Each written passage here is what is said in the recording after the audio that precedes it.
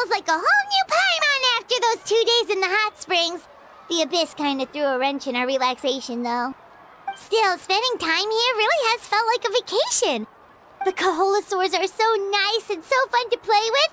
Their bellies are super bouncy. Oh, and Atea's snacks were so delicious. She gave Paimon some for the road just this morning, actually. Yelling at some kids who got caught throwing stones in the hot springs, so not much has changed since we first met her. Hey, you guys. Sleep well last night?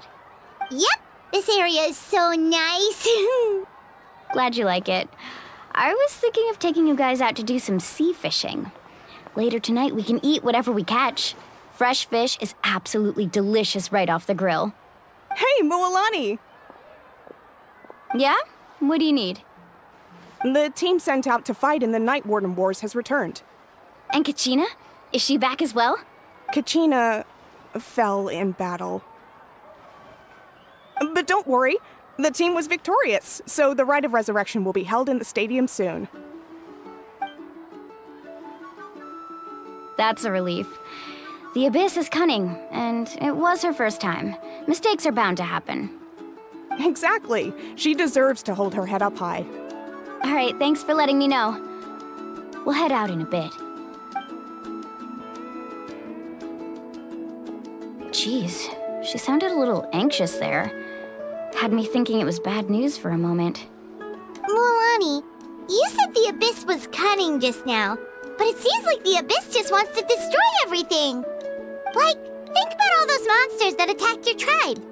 If there really was some sort of cunning plan, wouldn't it make more sense to send them to attack Kachina and her small team? Not that Paimon wants them to be in any more danger, it's just... Relax, I get it. The Abyss is difficult to understand, that's for sure. At a glance, it certainly seems like the only goal is total destruction. The Abyss isn't a living entity after all, so what capacity for logic or planning could it possibly possess? But through our long history of fighting the Abyss, we've realized things aren't quite so simple. 500 years ago, the Abyss invaded Teyvat. You know about that, right? That's right. Khaenri'ah suffered greatly during that time. But so did every other nation in Teyvat. And Natlan was the worst affected of all. It took the combined efforts of the then Pyro Archon and heroes from every tribe to finally repel the Abyss. Even so, the effects of the invasion lingered for hundreds of years, only able to be reversed little by little. Our tribe's waters were contaminated. The Children of Echo's territory was overrun by dangerous sludge surging from underground. Unrelenting black winds tore across the lands of the Flower Feather clan. It was like each disaster was designed for a specific tribe. Exactly. We once thought that the Abyss's desire for destruction was a sort of primal instinct, but its methods are, in truth, marked by intelligence. We now believe the Abyss has invaded the Night Kingdom, and has the capacity to read the memories of this land at any given moment. And that's how it became so dangerous and cunning, almost like it knows you inside and out. Yes, and that's why we've been unable to fully eradicate it, even after all this time. Luckily, the problems left behind by the Abyss have been successfully addressed by the various Pyro Archons we've had over the years. Now every tribe is prospering and things are looking up. I mean, just look at what we managed to do a few days ago. We totally fought them off.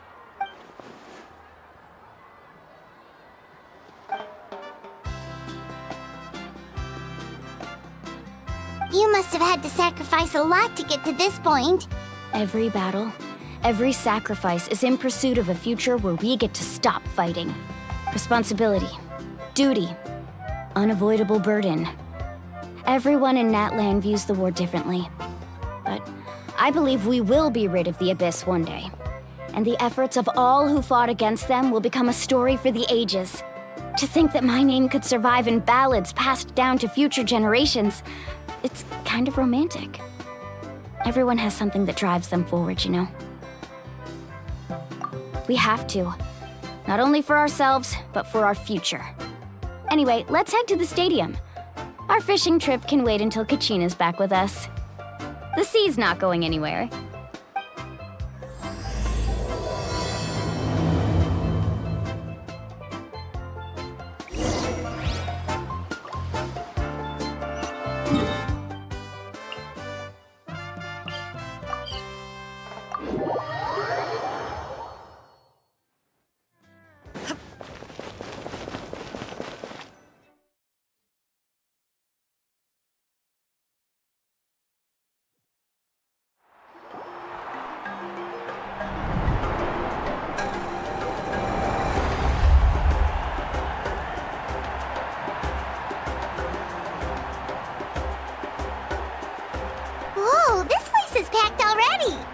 Of course.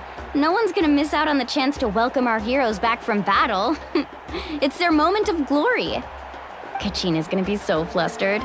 She's never had this many eyes on her before. Yeah, she doesn't seem like the kind of person who likes being the center of attention. Looks like I'm just in time. Kinich, you're here! Yeah, a commission ran longer than expected, but I made it. I heard about the incident with your tribe, Mualani. Is everyone all right? Yeah, it's all taken care of. Our new friend here's got some tricks up her sleeve, by the way. She's just as strong as Kachina made her out to be. Hey, look! Is it about to start? That's right. Someone will come out and recite a eulogy, and then we'll sing the Ode of Resurrection together. Come on, let's find a spot with a good view. When the singing starts, just follow my lead and you'll be fine. Let's go somewhere higher up so Kachina can spot us.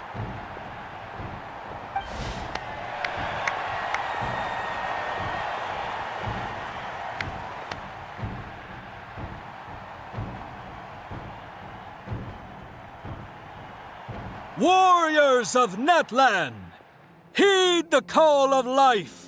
We are the inheritors of memory and legend. Those who grew alongside sun and wind. Those who forged our own destiny and future. That is Natlan's fire, the lifeblood of our nation.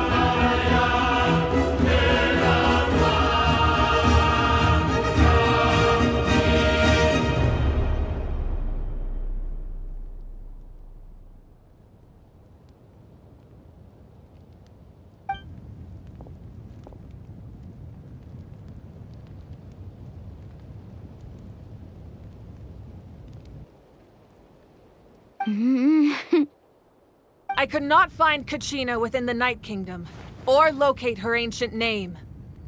What? What does that even mean? Usually once the ode is complete, the pyro Archon and resurrected person will emerge from the flames. But something went wrong. What's going on? This has never happened before. Well, I think it's pretty obvious. Clearly, the team sent to fight the Abyss didn't win after all. Think about it. The Ode rekindles all victors. We witnessed it countless times. Since the Archon couldn't find Kachina in the Night Kingdom, that must mean there's more to this victory than meets the eye. Hey! You just haven't gotten over the fact that Kachina beat you in the pilgrimage! Pathetic. The both of you. Your wild guesses are misplaced. We completed our mission. Maybe you did, but who's to say whether that little girl even contributed at all? Maybe she got scared and ran off. Why would the Wayob recognize someone like her, even if she was on the winning team? How dare you insult a hero of Natlan like that? Kachina sacrificed herself to repel the Abyss. She doesn't deserve to be subjected to your vile rumors when she's not even here to defend herself. Calm down, Mualani. There's no point arguing with the likes of them. I can't just sit here and let them slander her like that. To insult a hero of Natlan, the person actually has to be a hero. You... Think about it, everyone. Who do you think is really at fault here? A girl who never should have even gone to war? or the great Pyro Archon. Why would the rules of our nation suddenly stop working? That's true. If she wasn't revived, it must mean she failed to achieve victory. Maybe the Wayob interpret victory in different ways? I mean, that girl didn't look all that strong to me.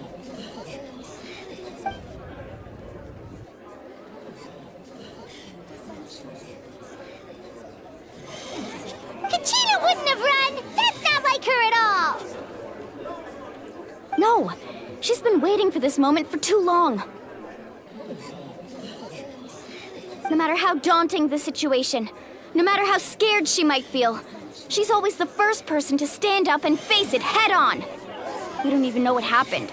So don't you dare try to use this as an excuse to vent your anger or slander her reputation. Fine. We'll find out what happens soon enough. Then, we'll see who truly deserves glory. That's enough. There is no doubt about today's victory, or Kachina's part in it. She is a hero worthy of our admiration and celebration. However, the failure of today's ceremony is undeniable. Kachina has not been rekindled, and I offer you all my deepest apologies as I continue to investigate this matter. To prevent further casualties, I have decided to suspend the pilgrimage until this matter is resolved. What? No one is all-knowing. No one is infallible, not even myself. But doubt is a means by which we seek the truth, not a weapon we wield against others. I didn't mean it that way, Archon. I just... If there are things you wish to clarify, then ask me directly. Doubt my answer if you wish, but now's your chance. You have concerns? State them. No, of course not. Even though I have said nothing to change your mind, then it would seem the truth never mattered to you at all. That guy doesn't even have the courage to answer the Pyro Archon's question. So much for all that glory talk earlier. I have a question, Archon. My friend Kachina. Do you have any idea where she is? It's extremely important to me. I know you said you were investigating the situation, but I'm sorry, that's not enough. I've already shared everything I know. If you want to learn the truth and rescue your friend sooner, you should join the investigation. So, what do you say? Of course I'll join. In that case, come see me in the speaker's chamber. We should join them. Oh, and if it's not too much trouble, could you drop by as well, Traveler? I'd like to have a chat. Rest assured, everyone, I'll keep the tribal chiefs informed on the progress of the investigation. Once again, I apologize for the outcome of this ceremony. If there are no further questions, let's part for now. Did she just ask us to come along? I believe she did. Let's go. I'd like to know what's going on myself.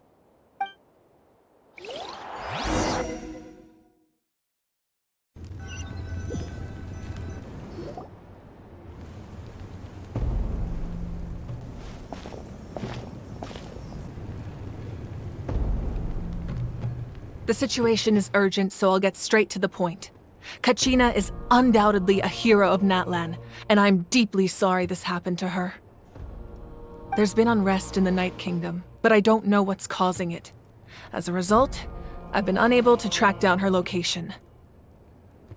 Until we find and address the cause of the unrest, the Ode of Resurrection will continue to be ineffective. And that means Kachina won't be able to come back? That's correct. Not until the problem with the Night Kingdom is resolved. How long will that take? It's hard to say. Kachina always dreamed of fighting the Abyss, of doing her part to defend Natlan. She wasn't afraid of death because she knew, if it came down to it, the Pyro Archon would be there to bring her back to life. Whenever we sat down together, exhausted from training, she would always hum the Ode of Resurrection. She was supposed to come back to us. We were supposed to hug her and celebrate with her and share her joy. We supported her every step of the way, but what are we supposed to do now? Sit peacefully and wait for her return? Lose ourselves in grief over her death? Tell me, are we her friends? Or her murderers? That's not fair, Mualani. It's all right. I understand your rage and your grief. Kachina's life means a great deal to me, Mualani. Believe me, I want to bring her back as soon as possible. I would give you that peace of mind if I could. But please, hear what I have to say so I can at least give you a broader picture of the issue we are now facing. Considering the recent attack on your tribe, I believe the Abyss has found a new means of undermining the rules of our nation. You mean... The Sacred Flame. The foundation of our resistance against the Abyss. If we continue to hold the pilgrimage and send teams to fight the Abyss, there will likely be more casualties. But if we stop altogether, the Sacred Flame will only grow weaker. The Abyss will scale up their attacks, and the tragedy we saw with the people of the Springs will only be the first of many. If we compare the two choices, the former seems to be the lesser of two evils. Sorry, I know that may sound harsh, but I bear the name Malipo. Weighing the costs is my duty.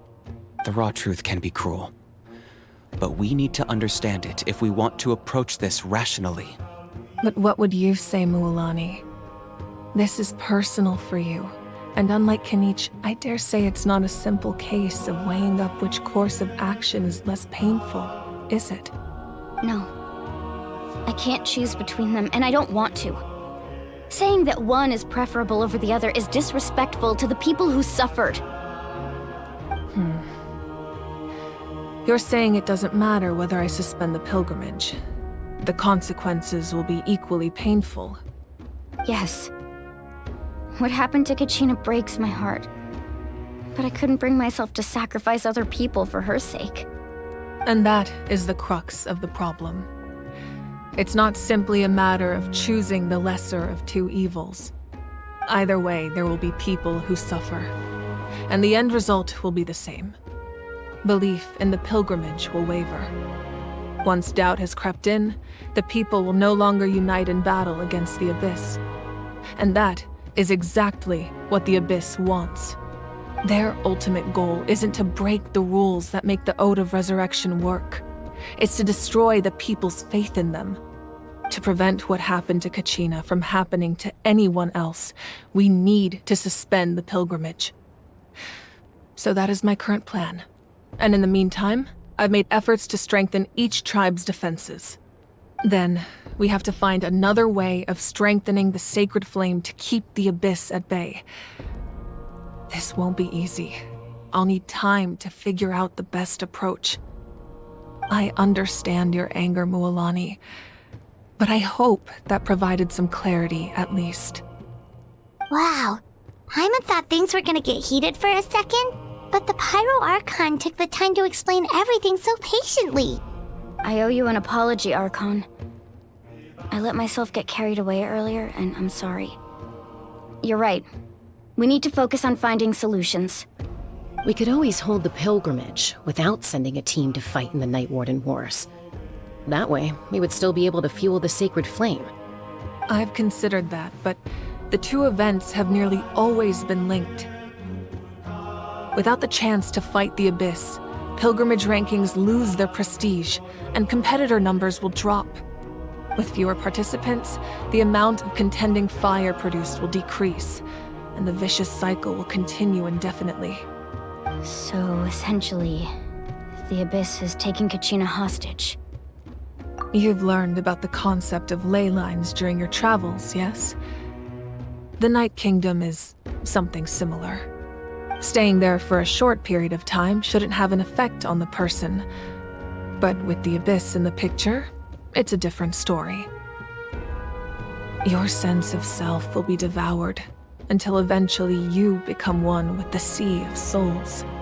Imagine pouring a cup of water into a rushing river. You can try to scoop up another cup, but there's no chance it will be the same water you had before. I won't sugarcoat it. That is the danger Kachina is currently facing. Just like you said, Archon. Both of these problems need to be addressed. You can focus all your efforts on dealing with the Sacred Flame. I will go search for Kachina. The Abyss poses the same threat to you as it does to her. It is very possible you will not return. Knowing that, do you still choose to go? Kachina's waiting for us to rescue her.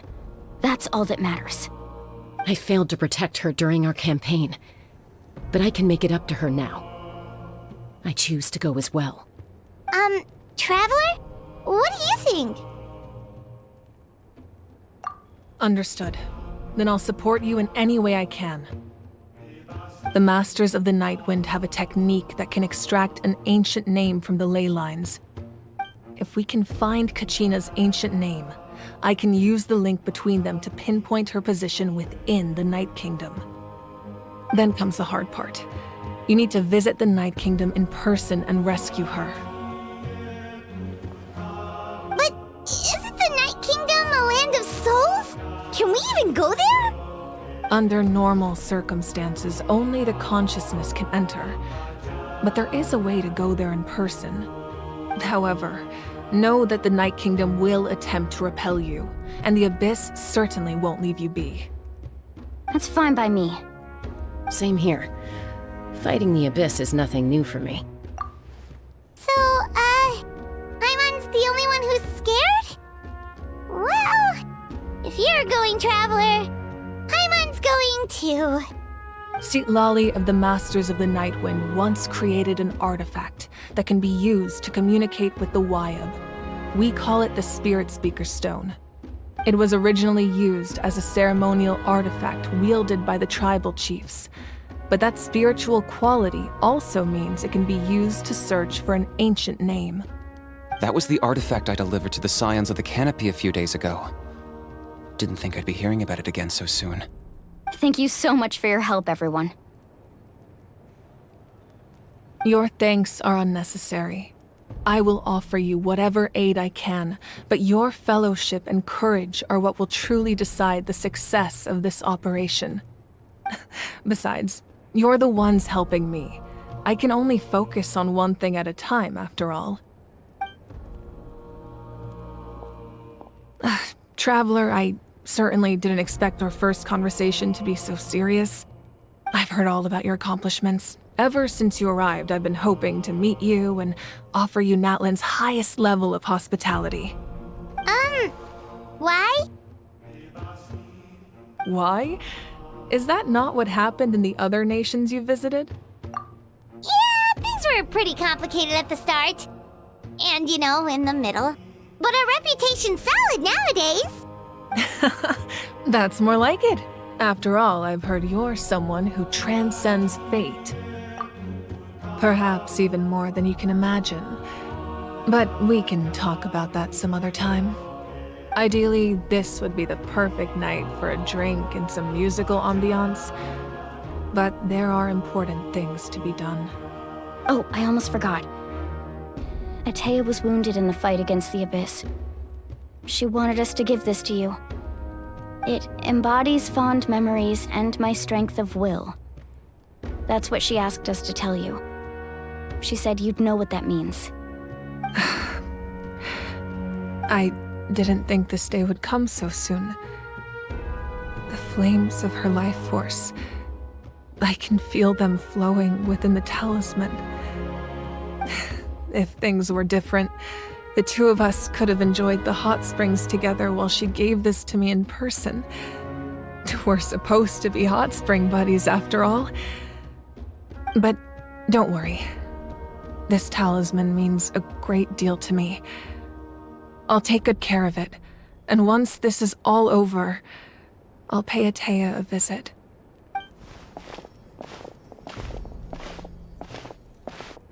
You said you didn't want to jeopardize the production of contending fire. But that's not at all why you decided to suspend the pilgrimage, is it? You're right. Even now, the production of contending fire is far from sufficient. The gradual corrosion caused by the Abyss has resulted in a massive shortage of pyro energy, and we're currently at the breaking point. As things stand, the pilgrimage is a lost cause. Suspending it allows us to save our strength to defend the tribes. The Abyss has brought catastrophe to Natlan, and Kachina's disappearance in the Night Kingdom is a direct consequence of that. We can't let the general public know that. No. If the public learned that Natlan's destruction was close at hand, there would be immense panic. But if I said nothing at all, they would have continued to question the integrity of Natlan's heroes. Another simple choice. The latter was clearly the better solution. But you chose otherwise. I have never subscribed to the belief that the right choice is the one with the fewest sacrifices. Let's go. There's still a way for the sacred flame to last a little longer. You mean? Yes. Come with me.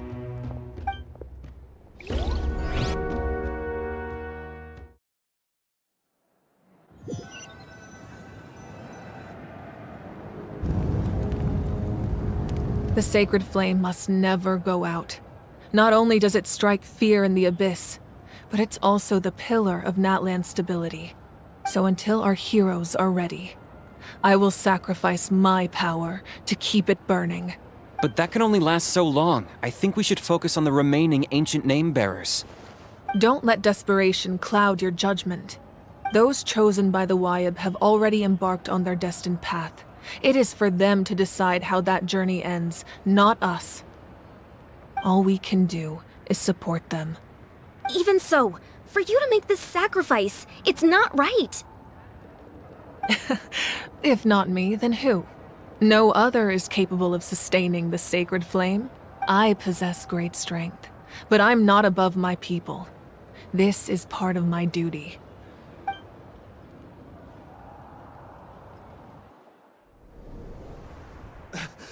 Archon, it's the Fatui!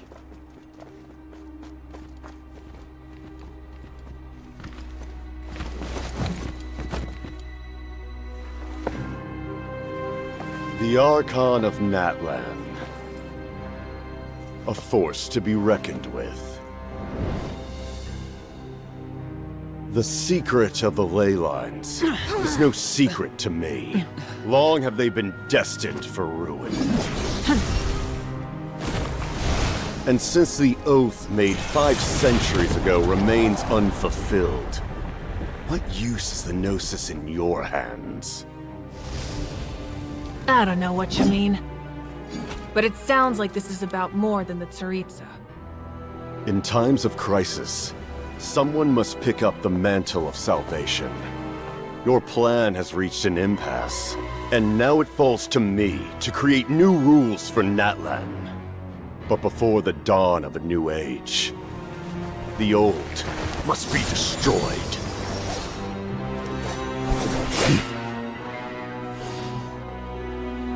I assume that's the end of your speech? Good. People like us, let our blades do the talking!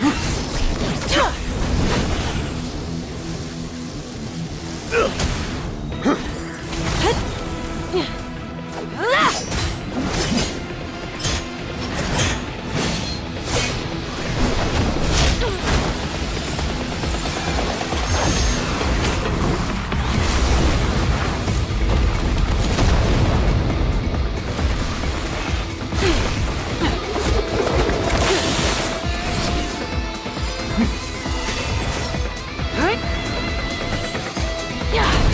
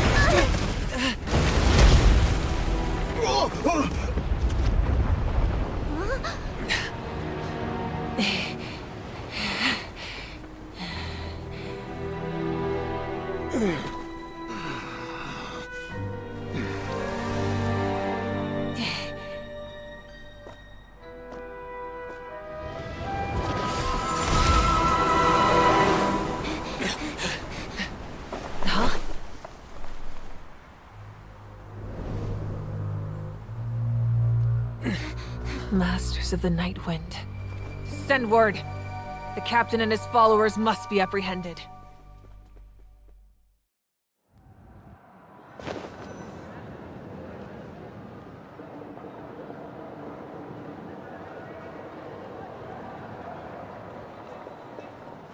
Are you alright, Archon? He was a formidable opponent. Exactly what I would expect from the first of the Fatui Harbingers. I never imagined someone could match you in combat. If the Tsaritsa sent him here, why would he bring up what happened 5 centuries ago? Yeah. And how much does he know about Natlan? The Harbingers are all driven by their own personal goals. The only purpose that unites them is collecting the Noxxis. But I'm sure the captain has his own reasons for being here as well. Whatever his motive, we should shift our focus to the Fatui. If they attack again, and we're not prepared, we're done for. No, we're running out of time. The wound I inflicted should hold him back and weaken him for the time being. Besides, I'm sure you noticed, the power that came to his rescue just now came from the Masters of the Night Wind. In other words, there are traitors among us. Not necessarily. This could prove to be a very valuable turn of events. When we exchanged final blows, I sensed an unusual presence within him. I'll need to investigate further. Kinich, go to the Masters of the Night Wind and look into who could have aided the captain. Speak to Lali. She should know. Of course, I'll head out right now. Do you still intend to... Yes, but fear not.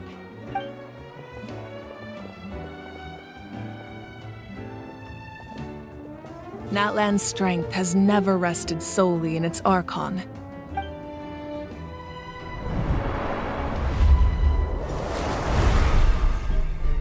Together we foresaw the only path that leads to our nation's future. We must trust in that vision now.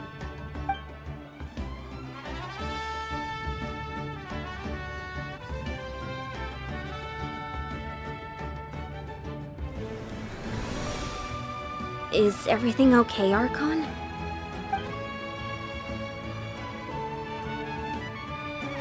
Completely fine. Just lamenting the fact that I never got a picture when I could still turn my hair into flames. Too late now.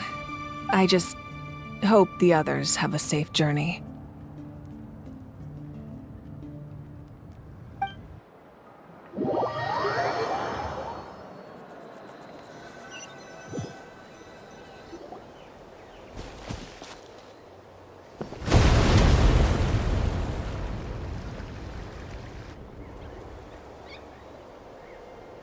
What's happening at the stadium? Did something explode? It feels like the Archon unleashed her power. She must be fighting a formidable opponent. Should we go back and check what's going on? Have faith in the Archon. She wouldn't lose in a one-on-one confrontation. Once we find Kachina's ancient name, we'll head right back. Okay, let's just keep climbing. Emon really hopes nothing goes wrong.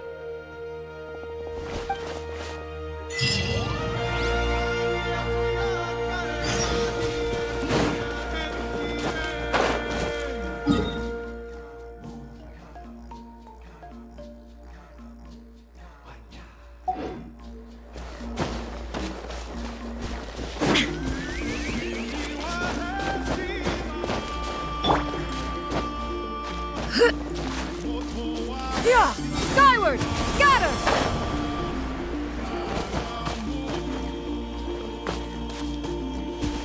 Yeah!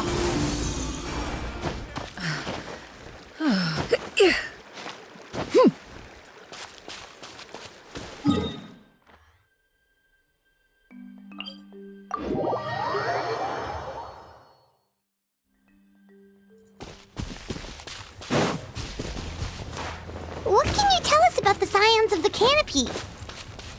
The tribe's people are very adventurous. Oh, kinda like us then!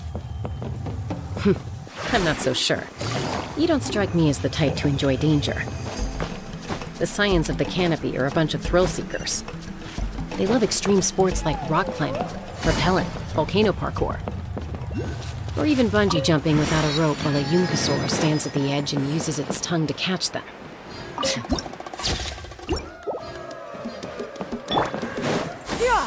Okay, that does sound different from our usual adventures. Paimon's not doing any of that. That's Waina, the tribal chief. Let's head over to him.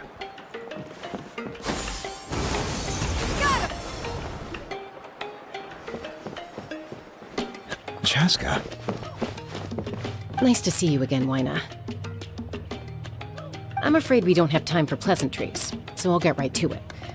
We're here for the Spirit Speaker Stone. Whoa, hold on a second.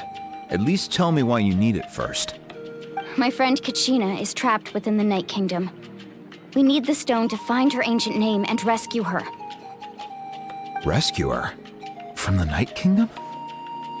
That's right. I'm sorry, but someone needs to tell you what you don't want to hear. Going there, a mature warrior would never make such a foolish decision. The nature of battle is unpredictable. You never know how it's going to end. Losing a friend is tragic, but when that happens, the best thing you can do is focus on how to prevent further casualties. I appreciate what you're trying to say, Chief Waina. But if the price of maturity is abandoning a friend in need, I'll choose foolishness any day. If Kachina's still holding on, then so will I. I thought you might say that. Is something wrong, Waina? This doesn't seem like you. Life isn't complete without taking risks. That's always been your mantra. It's nothing. The Night Kingdom is a dangerous place. Can't blame me for checking if you were up to the task. If you're that determined, far be it from me to stop you. Here's the stone. Keep it safe, okay? It's not like we have a spare. Thank you. Huh. Seems like you two go way back. But aren't you from the Flower Feather Clan, Chasca? Oh, Chasca's a peacekeeper, so she's famous throughout the tribes. She's always the one people call to resolve conflicts, so we slowly got to know each other that way. Her younger sister Quichi's always hanging around our tribe, too. She's helped us out a lot in the past.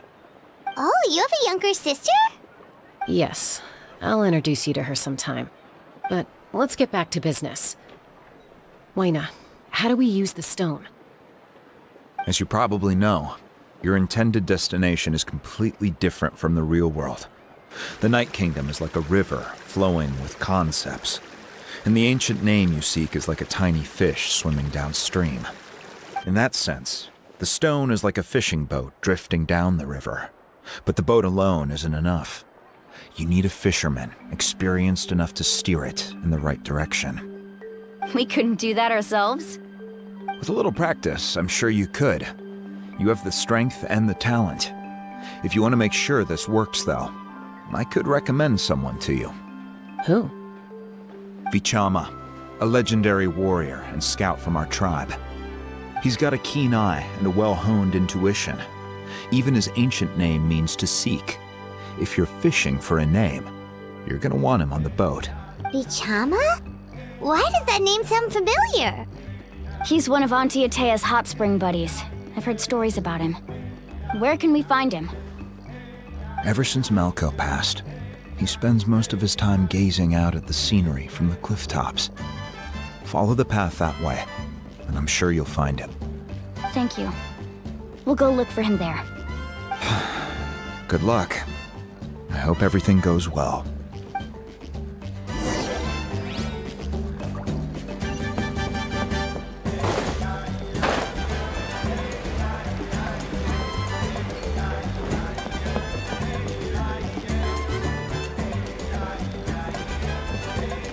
Someone admiring the scenery from the cliff tops.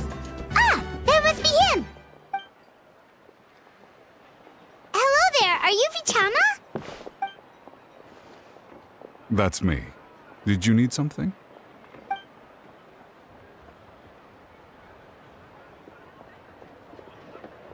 What?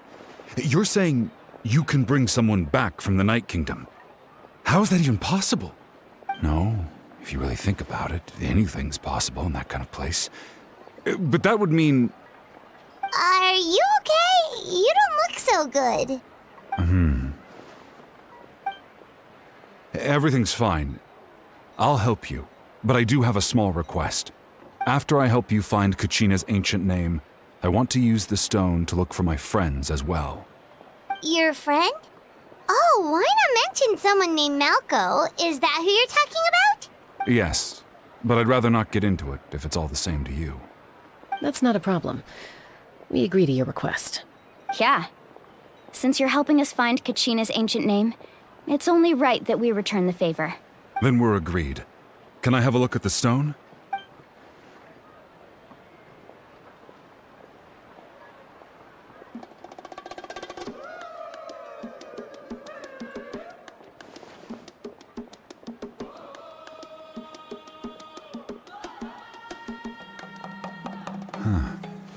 I see.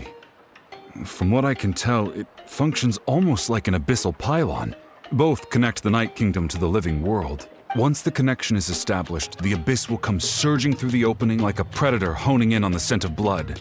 So we have to be sure not to use it in a tribal settlement. Wow, you got all that just from looking at it? I just picked up on the basics, really. I still have no idea why it works. You said someone named Lali invented this. They must be a genius. I'll go find an open area and start setting things up.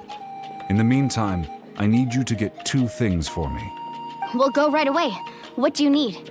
First, I'll need some hook ropes. Pretty much every store around here carries them, so no need to go anywhere special. Oh, and I need to build a net out of them, so make sure you get a good amount. Wait, are you saying you're going to use a real net to catch Kachina's ancient name? How does that work when one's tangible and one's not? By creating something tangible in our world, like a net, we can create a connection to a corresponding concept in the Night Kingdom. Basically, I'm going to use the concept of a net to catch something equally intangible, an ancient name. Oh, I see. What about the second thing you needed? Right. I need 2 chunks of obsidian. Once we bring the ancient names into our world, we'll need a place to store them. Normally, you can only get obsidian from the Children of Echoes, but I heard there's a traveling merchant from that tribe around here somewhere, so maybe you can try your luck there. Gotcha! All right, let's split up. See that clearing? Let's meet over there when you're done. Oh, and you can send someone with me if you want. In case you're worried I might take the stone for myself. What do you think, Chasca? There's no need. Lena spoke highly of you. That means you're trustworthy. I appreciate it, even though that doesn't mean much to me anymore. Anyway, it'll take some time to set everything up, so no need to rush. I'll see you in a bit.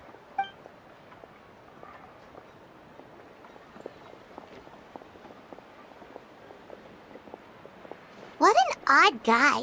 He seems so defeated, but also really invested in the stone at the same time. I don't have any more insight than you, Paimon. Let's just focus on the preparations for now. Hang on, Kachina. We're coming for you.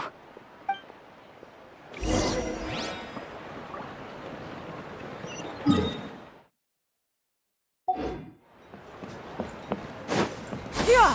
Skyward! Scatter!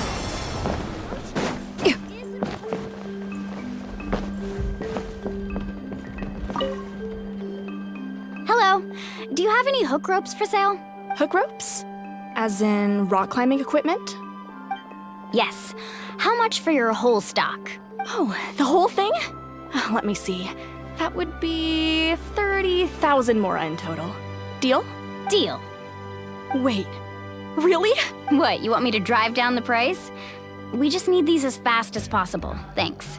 Oh, no problem at all. I'll even pass along some information on the house.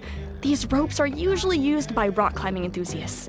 If you want to learn, Roka's the person you want to ask. All right, that's everything. Here you go. Now we need the obsidian. Let's go talk to the traveling merchant Vichama mentioned.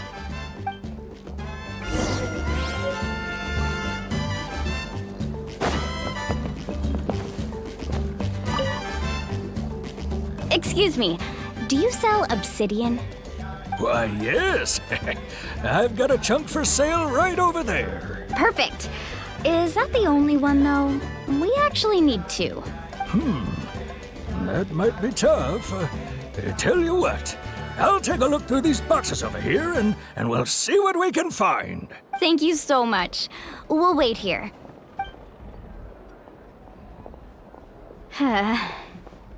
Relax.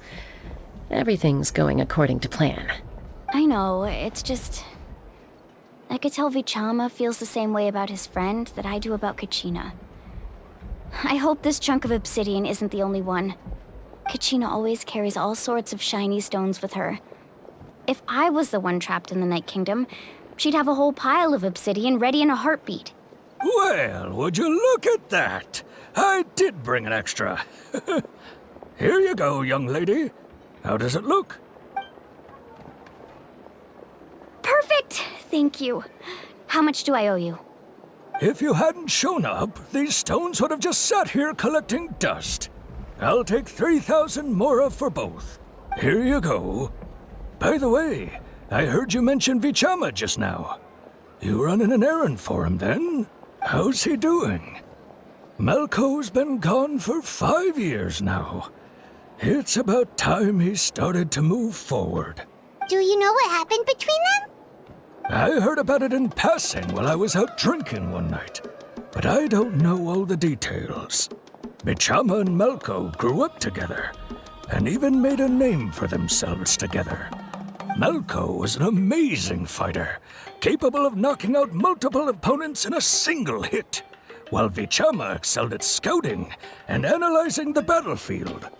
The two made an excellent team, and managed to beat back the Abyss several times. 5 years ago, they both emerged triumphant in the pilgrimage and were placed on the same team to fight the Abyss. But on the eve of battle, the Abyss launched an attack on their tribe, and Vichama suffered an injury to his leg while attempting to rescue someone. Then what happened? The team agreed that he couldn't fight the Abyss in his condition. Vichama didn't argue. He knew going to the front lines with an injured leg would make him a burden in battle. So they raised the issue with the Pyro Archon, and she agreed to let him stay behind. It's just... Malco and the others ended up facing hordes of abyssal monsters in numbers that far exceeded anyone's expectations. The team made an error in judgment, and they fell to the onslaught. Vichama went into a deep depression after that. He blames himself for everything. Oh, you're not wrong. But it's possible he chooses to blame himself. Not because he did something wrong, but because he wasn't able to do anything at all. I've tried convincing him to move forward, to stop dwelling on the past. But the shadow of Malco's death hangs over him still. The Abyss has caused so much suffering, and some wounds never heal. I wish there was something he could do to make himself feel better. But... anyway, that's the gist of it. Maybe you could help him talk things through sometime. I would really appreciate it.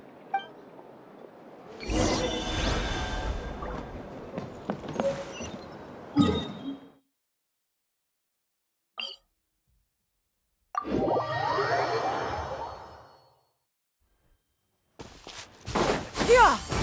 Scatter!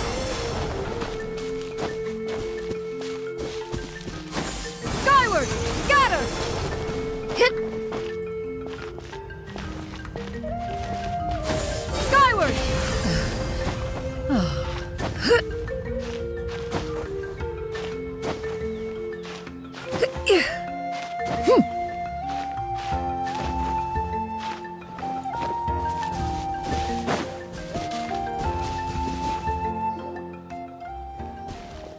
Did you get everything?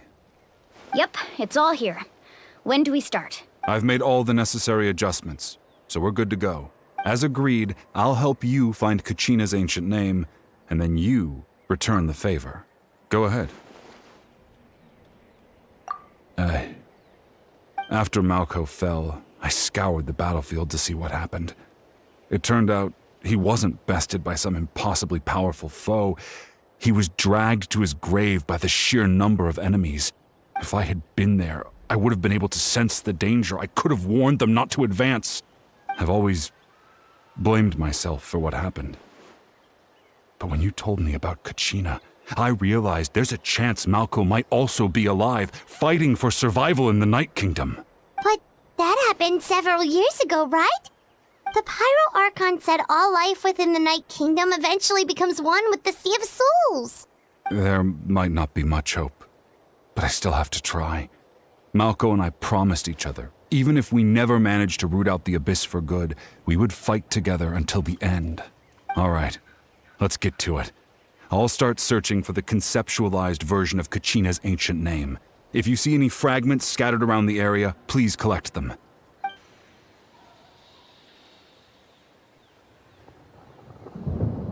Make sure you prepare yourselves for battle. As I said, the stone will link the mortal realm to the Night Kingdom. The Abyss will likely emerge in response. Look at that golden thing! It must be one of those fragments Vichama mentioned. Let's get closer!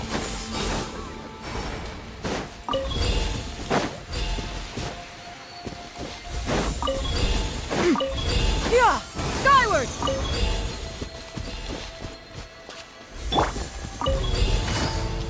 Whoa! Monsters incoming! Watch out, everyone!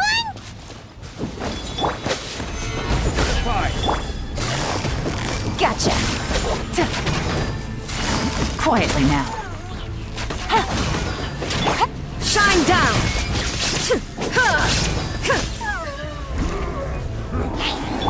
Gotcha! There is no escape! Inazuma shines eternal!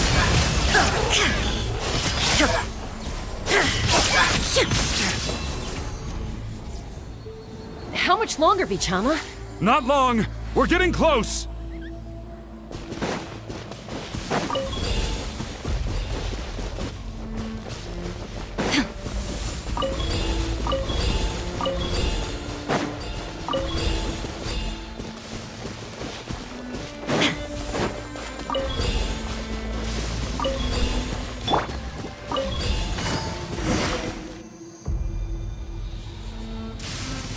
Vichama!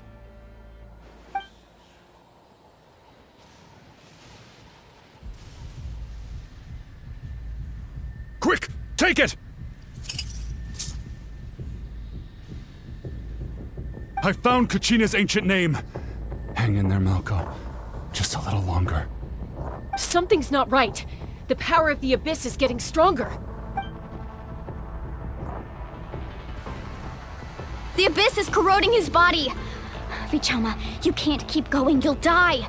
I should have died 5 years ago. I just need a little more time. Please, I'm almost there. Thank you.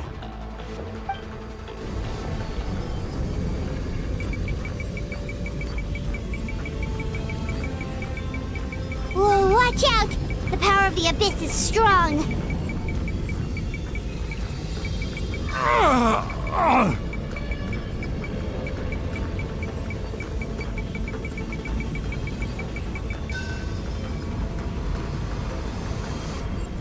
This power.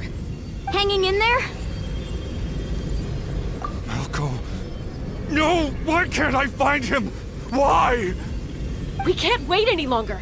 Pull him away from the stone, Mualani. I already tried, but the power of the Abyss has him in a chokehold. It's like he's tied to the stone with an invisible rope. In that case, we have no choice. I'm sorry, Sea Lolly. Get back! Chasca, wait!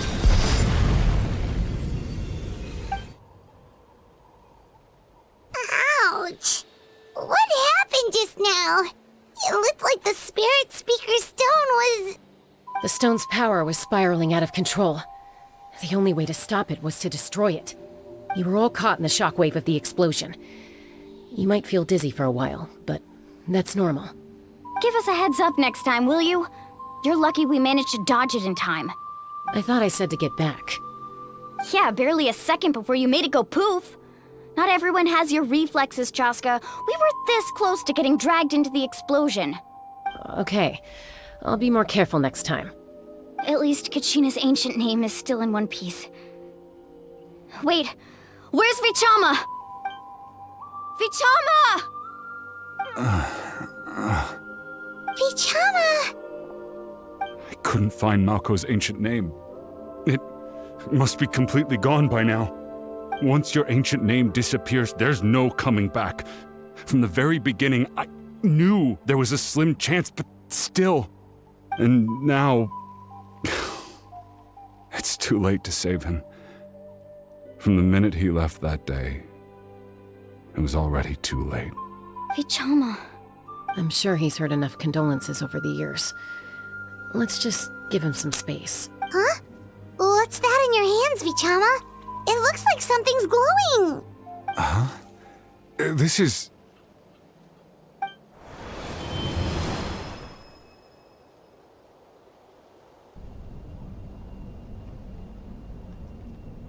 Hey, Malco.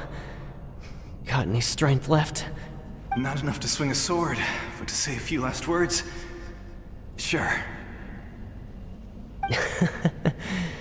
Too bad. No one will get to hear them. I never thought I'd actually die on this mission. Not that I'm afraid to die. It's just...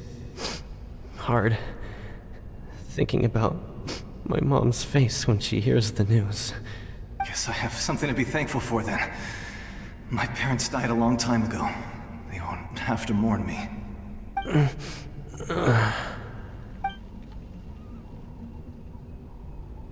Pisak! Always had to beat me at everything, didn't you? Right to the end, you were never one for goodbyes. Maybe you're right. Maybe no one will get to hear our last words. But just in case, Vichama, I'm so glad you didn't come with us. Don't be sad. Just keep on living. For the both of us.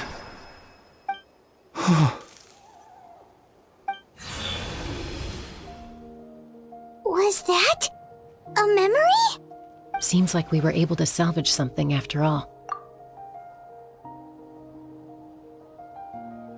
Of course. Seeing him, hearing his voice again, it makes me unbelievably happy. But it also brings with it an even deeper pain. A deeper pain? Why? Malco was always the type to put on a brave face. But in that memory just now, his hands were shaking, and his smile was forced. For all these years, I regretted not being able to fight alongside him to the end. And now I know, at the end of his life, he was thinking the same thing. Vichama. I'm fine. Actually, I heard Chief Wyna wasn't really on board with your plan to go to the Night Kingdom. When you asked for my help, I hesitated too. I knew helping you find your friend's ancient name meant leading you one step closer to danger. But I also understood why you had to try. Everyone has regrets in life, but not everyone gets the chance to make up for them. Once allowed to fester, guilt strips us of our most valuable qualities as warriors. In that sense, we might as well choose the braver path from the very beginning. If I could do it all over again, I would have followed Malco to the front lines no matter what. Even with an injured leg, there were still things I could have done. That way, even if the outcome stayed the same, I still would have fought alongside him to the end. There are critical junctures in life, and if you don't seize the chance to act, there's no going back. That's something I had to learn in hindsight. But you're still at the crossroads of your journey, so I hope you can walk away without regrets. Thank you, Vichama. I feel even more determined now. Kachina will come back to us. I'll make sure of it. I promised I would find her, and I intend to keep that promise. That's good to hear. Strange. My body, it's... Once abyssal corrosion enters the body, a portion will fuse itself to your internal organs. Even though the Traveler possesses powers of purification, the corrosion can never be fully eradicated. Thanks to her, though, you were only briefly exposed. Slowing your breathing and controlling your emotions should help you keep the symptoms in check.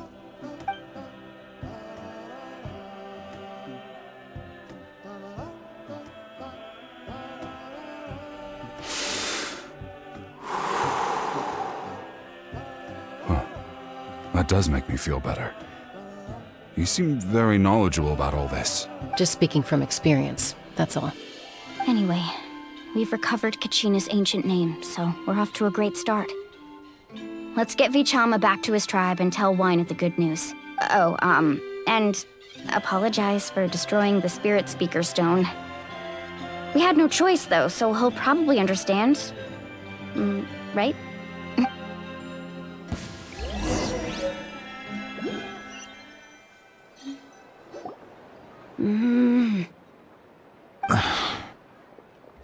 Koichi, are you really gonna just stand there like that? I don't know what you want from me. I think you know exactly what I'm trying to say, Uncle Wyna. I can hear it in your voice. Honestly, it's just one thing after another with you two. They're back. Koichi? What are you doing here? Ha! Don't play dumb with your own sister. You know exactly why I'm here. My apologies, everyone. I just need to borrow Chasca for a few minutes. You come with me.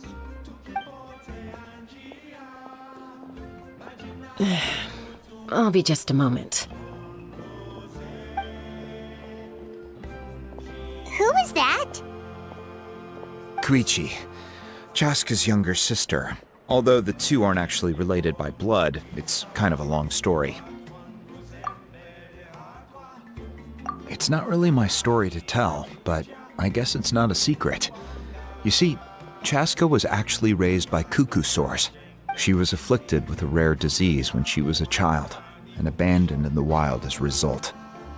The Abyss found her out there, all on her own, and tried to devour her. But in the end, all that did was trigger her will to live.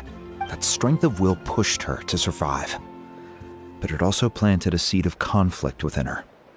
Eventually, she was adopted by the cuckoo sores. Wherever they went, she followed, getting into fights right and left. For some reason, Paimon can totally imagine that. Well, when Chasca finally returned to human society, it was Koichi's parents who adopted her. At the time, Chasca still had a habit of getting into fights, so Koichi was always taking her around, apologizing to everyone. Ah, I remember those days. One of those fights was definitely with me. But, you know, kids. You're fighting one minute and your friend's the next. Eventually, she found a way to rein in that desire to fight. And now she's who people call to resolve conflicts. She's known as the Peacemaker. It sounds like she still argues with Koichi, though. Don't siblings usually stop fighting when they get older? That's partly my fault. Koichi asked me to stop Chasca from doing anything dangerous, but you probably know by now, once Chasca makes up her mind, there's no changing it. Oh, I get it. No wonder you tried to talk us out of going to the Night Kingdom. Chasca even said that wasn't like you. I'm all for your adventure. You need to take risks when you're young, because by the time you're my age, you couldn't attempt something like that even if you wanted to. Better try now than live with regrets later. That's what I say. Still, I can understand where Koichi's coming from. In the end, nobody wants to sit back and let a loved one put their life on the line.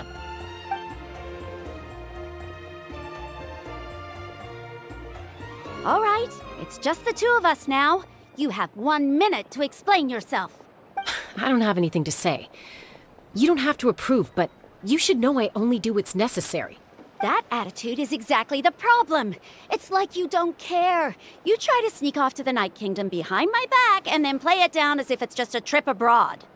Well, technically I am going abroad, right? Again with the excuses! We agreed, didn't we? There are 4 levels of danger. If it's not something urgent, you can only engage in level 2 danger and below. You can only go up to level 3 if a situation is so dire there's absolutely no alternative. But a trip to the Night Kingdom? If that's not a level 4, I don't know what is! And you were just going to sneak into the place without saying anything! What do you mean, sneak into the place? I always planned on walking in there with my head held high. You bought off Uncle Wina, didn't you? He promised me he'd stop you from doing anything dangerous. Oh, it's like he didn't even try. You feel like he went back on his word. What if I told you my mind was made up, and there was nothing he could have done? Not even by force. Oh, I knew it! So he did— This is important. If you were in my shoes, you'd make the same decision. You don't know that? I'm a doctor, and I handle logistics. If you're going to waltz into a dangerous situation where you could lose control at any moment, it's my duty to say something! All right, whatever. Anything else? What do you mean, anything else? Why don't you reflect on what you've done and promise me you'll stay put? Time out. Is this one of our normal arguments or a serious one? Chasca, does it sound like I'm joking? Then you need to know something. What happened to Kachina was partially my fault. I can't leave her there to die. That's not who I am. But the person you become when you lose control, that's also not who you are. That's a different issue. You said it yourself. A person is only as good as their morals. If I want to live in Natlan, I need to display qualities that make me worthy of this nation. I've also told you that managing your condition is equally important.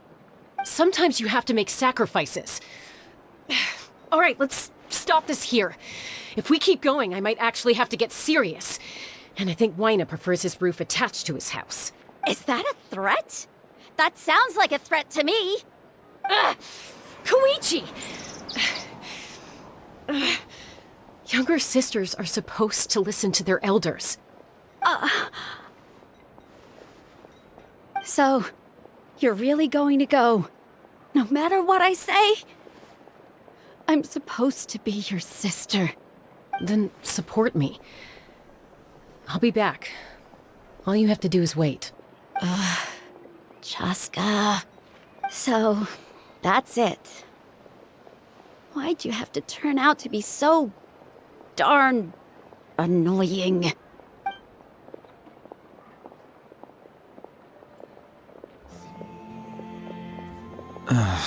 You two are something else. Something you wanted to say? I know you aren't related by blood, but you two sure are similar. Really? You know, I said that very thing to Koichi not too long ago, and she reacted the exact same way, down to the very tone of voice. It's not my place to get involved, but I will say this. Try to spend a little more time with your sister. You're tough kids. That doesn't mean you have to go it alone. Thank you. Anytime. All right. If you're done with the Spirit Speaker Stone, you might as well hand it over. According to Kinich, it's an important ceremonial artifact, so it'd be safer to keep it with me. About that. If only Tone Deaf Bard was here, he could have repaired it just like the Holy Liar. It might be in a few more pieces than you remember. Huh?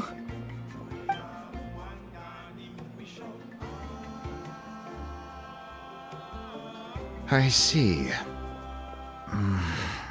Sounds like it was an urgent situation. If someone's life was on the line, then you had no choice. Still, Citlali's going to be a nightmare to deal with now that you've broken her stuff. I'll explain everything to her later. Stay safe out there in the Night Kingdom, okay? I'll wait here for your safe return.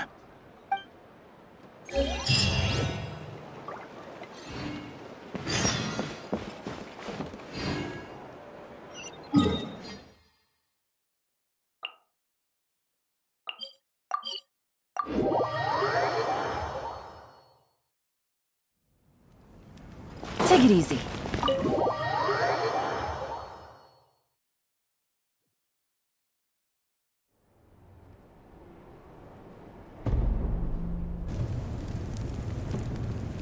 We're back! We found Kachina's ancient name, too! Well, it's fairly complicated. Let me give you the condensed version. The Fatui again? We can't go anywhere without them causing trouble. But what if the Fatui finds out you've lost your power? Won't they try to take advantage of the situation? That's why it has to be our little secret. No one else can know, or we're asking for trouble.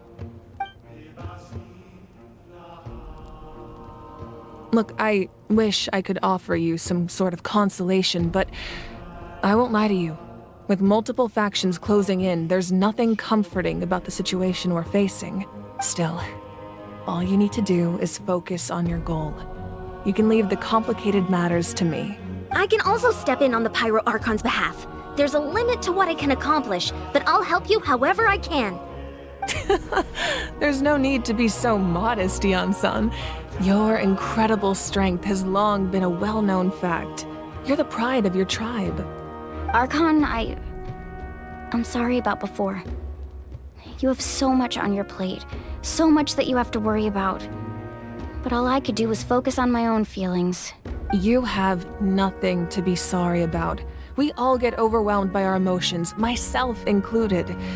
Your reaction to Kachina's disappearance, I understand that feeling very well. Well, now that we have Kachina's ancient name, let's go track her down. Follow me.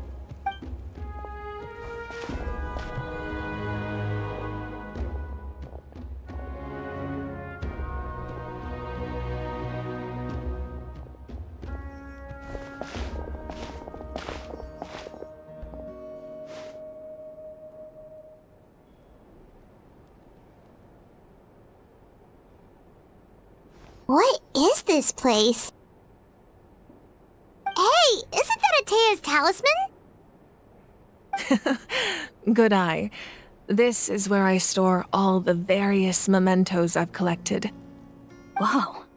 I've never seen this place before. There's so many things in here. It looks like there are items from every tribe. Collecting them must have taken a lot of effort. I suppose you could think of it as a hobby of sorts. In Natlan, everyone grows up listening to the stories of heroes, and physical items do a far better job of preserving those stories than our own memory.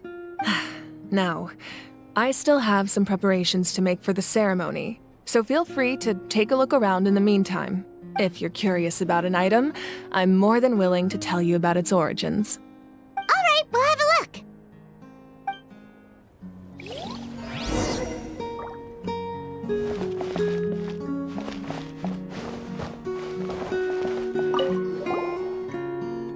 This is Atea's talisman. I'm sure you're familiar with this one already. Atea was rarely ever without it. The talisman brought her a lot of luck in battle.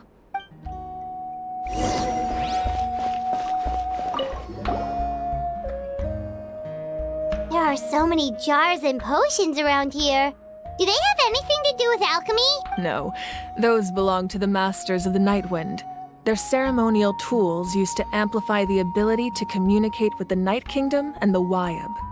Yamaya is an expert in this field, and she taught me a lot. Even though she appears stoic and serious, she actually has a keen sense of humor. The tools you see here are quite traditional. Her students found them outdated, so she passed them on to me. The contents of the jars aren't all that special. Oh, except the big jar in the middle.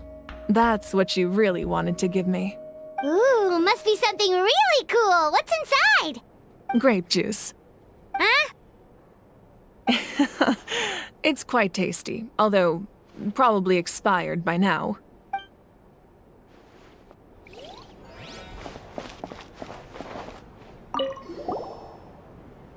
Whoa, that belt is bigger than Paimon's head!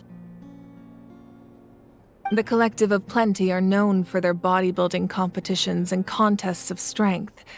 This belt is a symbol of great honor within the tribe. The association with strength might also have been the reason the original belt was extremely heavy.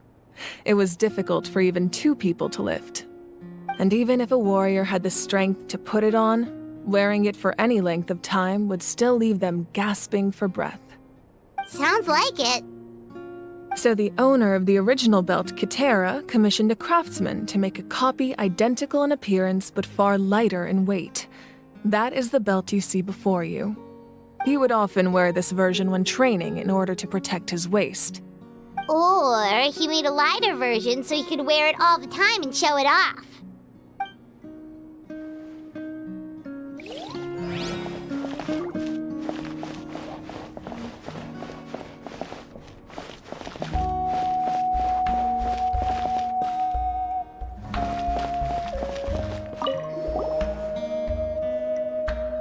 Whoa, this weapon is huge!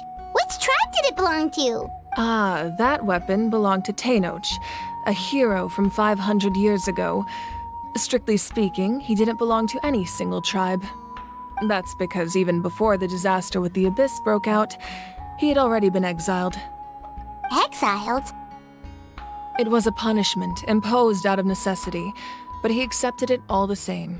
He believed it was what he deserved. When the Abyss attacked, the tribes found themselves in urgent need of a powerful figure to lead them into the battle, and there was no one more courageous or resolute than him.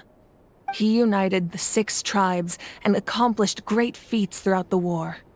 Ultimately, he perished, and because he had already lost his ancient name, the Ode of Resurrection was unable to bring him back. And so, he was laid to rest, alongside the countless warriors and civilians who lost their lives, buried in the soil of his native land. Wow, he sounds like a true hero. Indeed, even now his story is told throughout the land.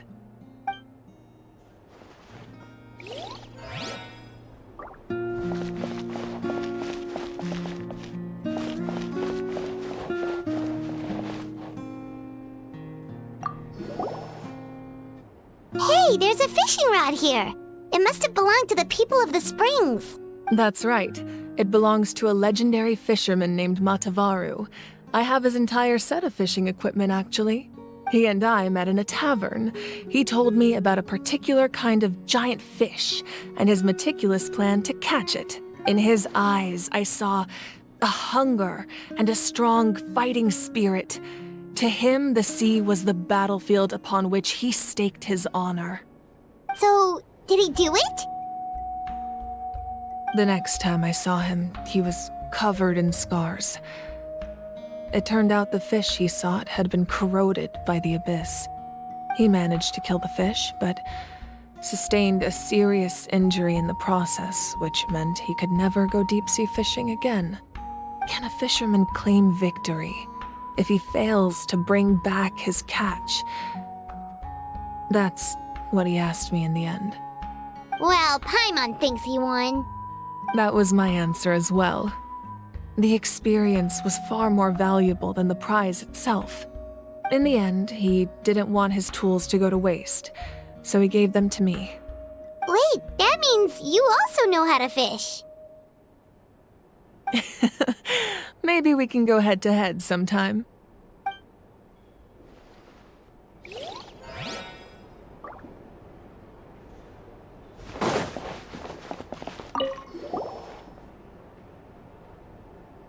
The powder still needs some time to settle, so let's wait a little longer. Well, what do you think of my collection? Do you feel like you have a better understanding of Natlan's culture now? Yeah! If each item represents a different story, seems like Natlan's really been through a lot. Does every item hold a special memory, just like Atea's talisman? That's right. The items in my collection actually serve a similar purpose to the ancient names passed down among the tribes. They demonstrate the true shape of time. The shape of time?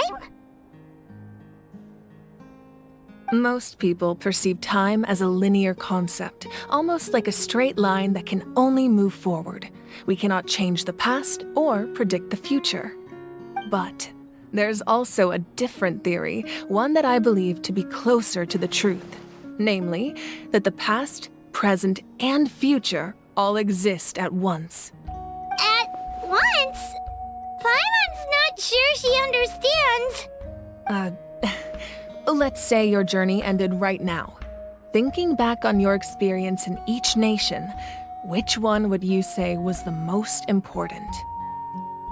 Exactly. Even at the end of your journey, the things you experienced along the way don't cease to exist. They become part of who you are. Take out a portion of that journey, and you would likely make very different decisions, and eventually arrive at a very different destination. The future is the same way.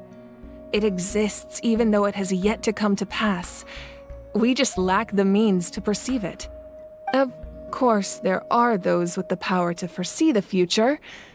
They simply call it by a different name. Fate. You're quite familiar with that concept, I would imagine.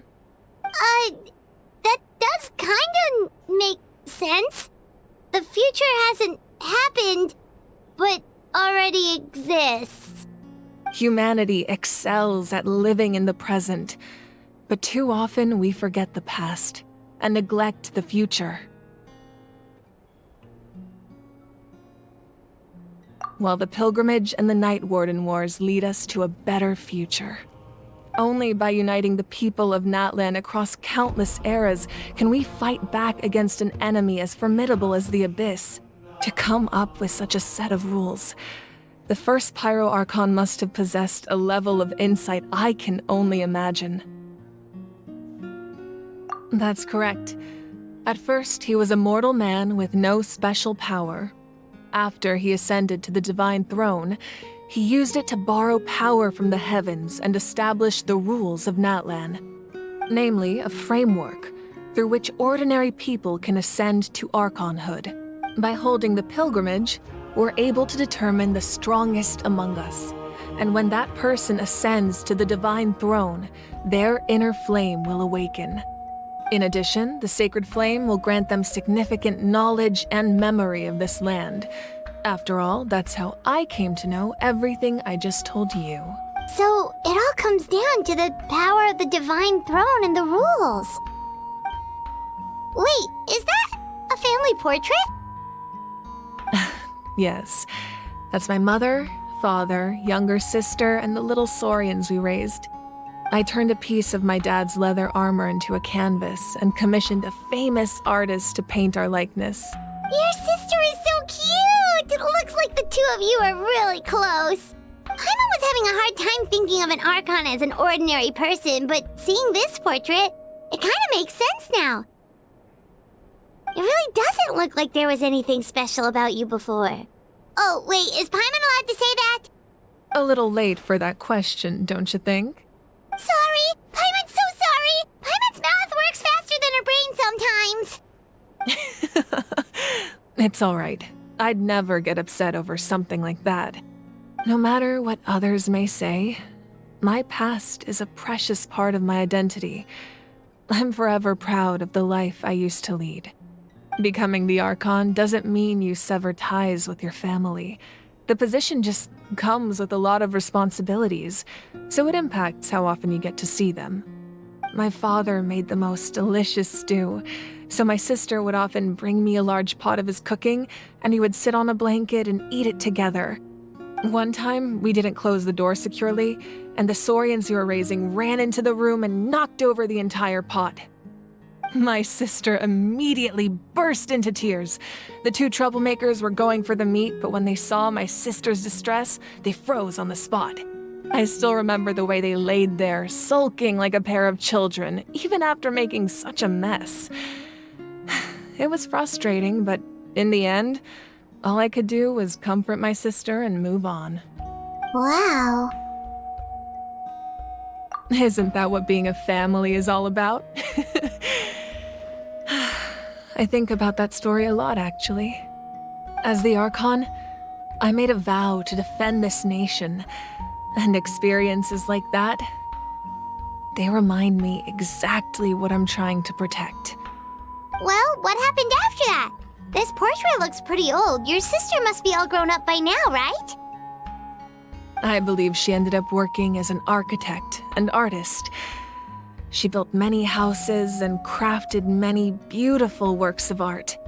Anyway, that's enough about me. Now that the powder is settled, we can begin. Iansan, Mualani, Chasca. Over here, please. Place the ancient name up there, and then we'll begin.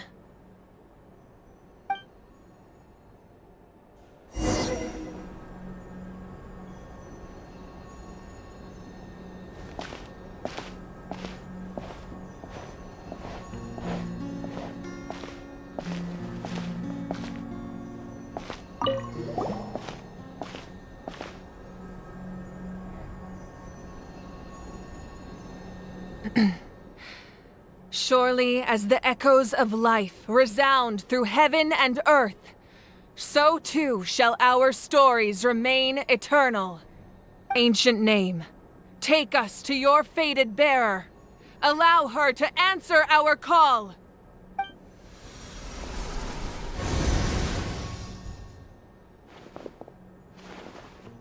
Am I hallucinating again? Kachina! Are you okay? Huh? I'm not seeing things, am I? Is the Abyss playing tricks on me again? It's okay, Kachina. It's just us. We're trying to find a way to bring you back.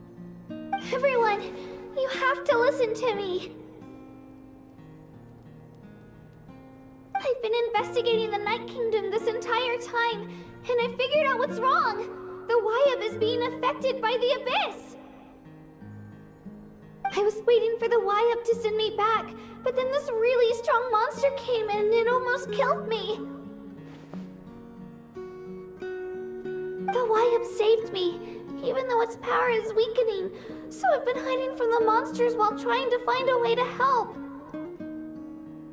The Night Kingdom has become a huge mess, though. I keep hearing these awful sounds and seeing really horrible things. Don't listen to those sounds, Kachina. The Abyss is trying to strip you of your sanity. All you need to do is stay safe and wait for us. We'll be there shortly. It's okay. I feel so much better now that I've had the chance to talk to you guys. You don't need to worry about me. I've never been strong or special at all, really. So I don't blame anyone for forgetting about me or leaving me behind. Just knowing you care is more than enough. I'll find a way back. You don't have to put yourselves in danger to come rescue me. You're always like this, Kachina. Now's not the time to act tough. We're coming for you, and that's final. I don't know what lies the Abyss has been feeding you, but I'll tell you something right now. Nobody here sees you as a burden. You're a victor of the Night Warden Wars, a hero of Natlan. All you need to do is wait for us to rescue you, and you'll get all the applause and recognition you deserve.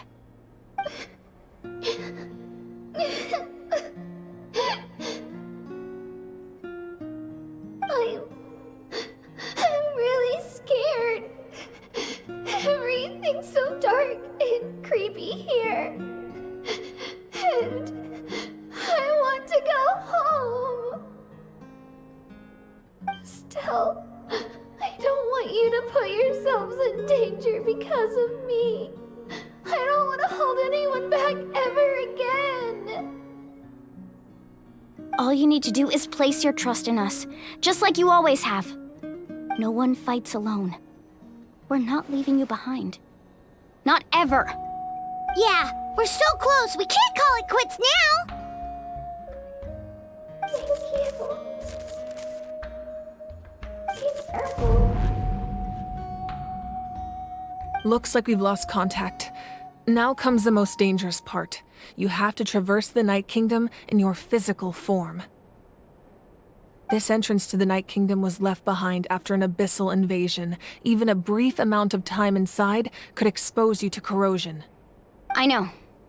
I'm prepared for that possibility. All right, then I wish you all the best. I'll tell Koichi to be ready just in case. She's very experienced in dealing with abyssal corruption. That face you just made. Don't tell me you two got into another argument. No, I just feel bad for creating more work for her. I'll go with them too, Archon. The more people, the stronger the party.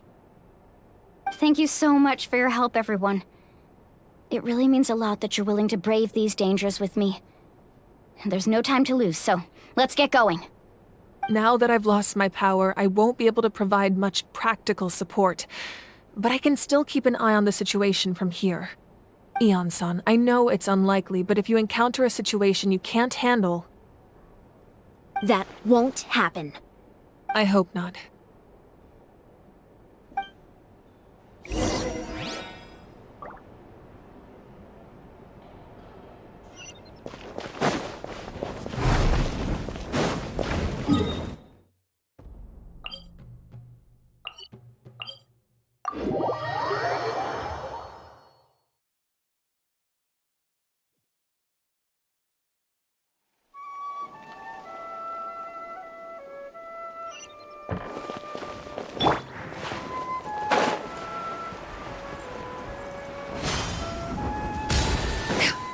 Yeah!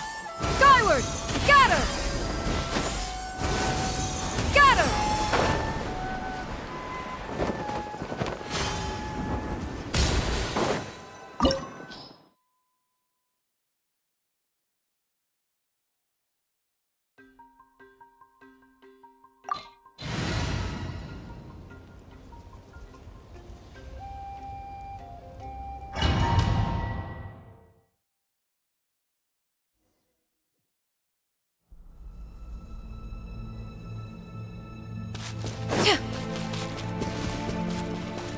Yeah!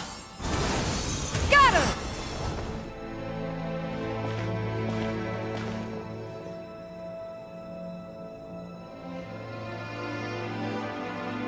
So we're underneath Natlan right now?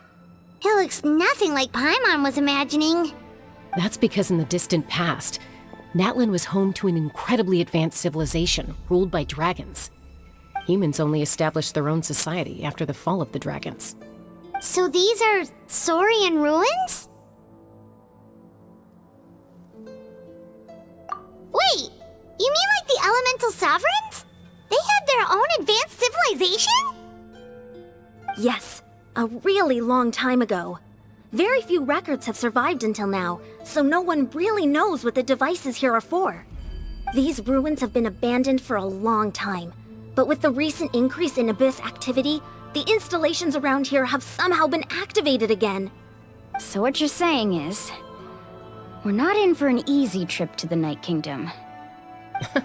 No, it's going to be obstacle after obstacle from here on out.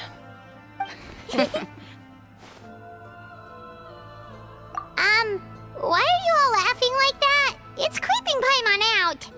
It's the pre-adventure excitement kicking in, right guys? Of course. I'm eager to get started. Then let's go. We won't let anything stand in our way.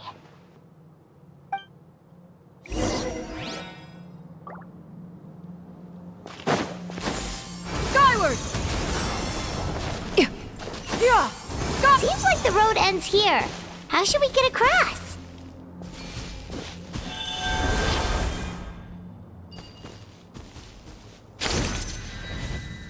As a professional trainer, I think you could stand to build up your endurance, Paimon. Professional trainer?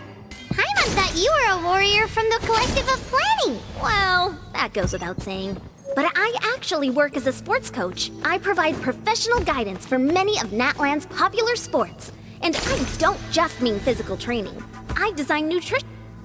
Those guys look familiar. We've fought them before. Let's go. Show no mercy.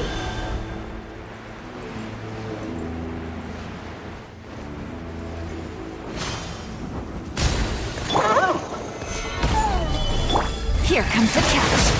Quietly now. Gotcha. Illusion shattered.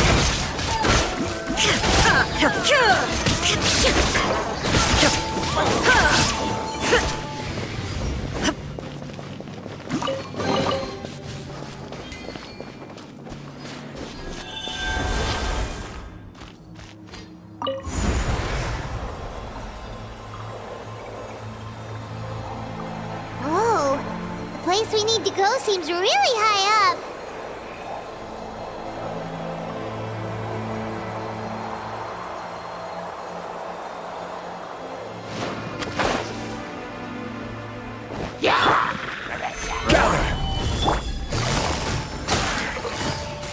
Quietly now. Things are about to get dicey. Shine down! Torn to oblivion!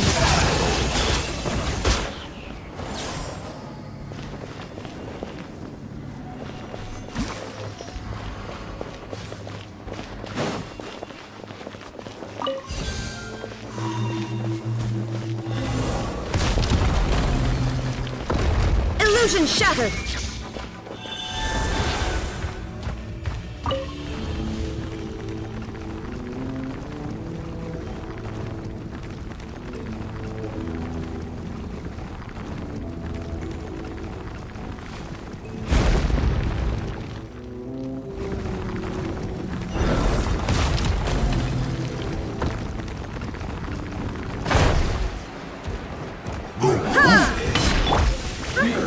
Solidify! Busted. Shine down!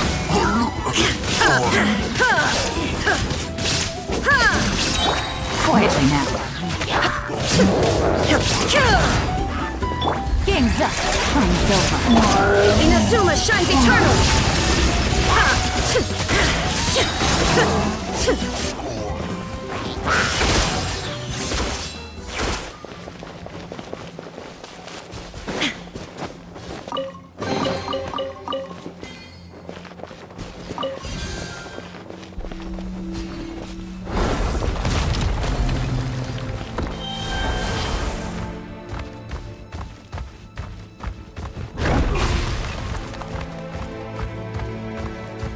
This is the final stretch. We just need to climb up, and we'll be there. Nothing to it. Easy for you to say.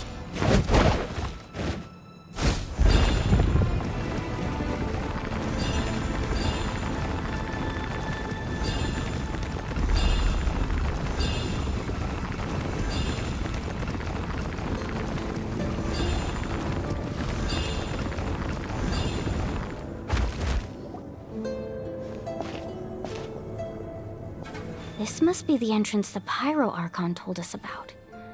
The one ripped open by the Abyss. Yes. There's something in the depths of this place that feels familiar, yet also foreign. We actually have to go in there? Okay, Paimon just needs to psych herself up. Don't push her through before she's ready.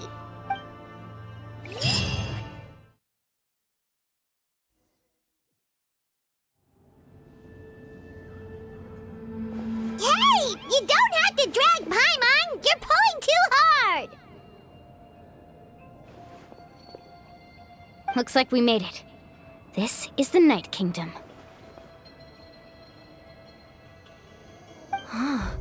It looks so different from what I imagined in the stories. That overflow of energy is probably what trapped Kachina here in the first place. From this point forward, everything we know about the real world no longer applies. Anything can happen here. Paimon's more worried about how we're gonna make it out. We obviously can't go back the way we came. Do you see that patch of light on the ground? It's shining down from that fissure in the sky. Oh yeah, right in front of us. So that's coming from up there? Oh, it's so high up. Did we really fall that far down? Just like I said, our real-world knowledge doesn't apply here. We fell all this way, yet came out completely unscathed. If this was the real world, we'd have to climb our way back up to the entrance. But here, all we have to do is stand underneath the light and offer a prayer. That's it?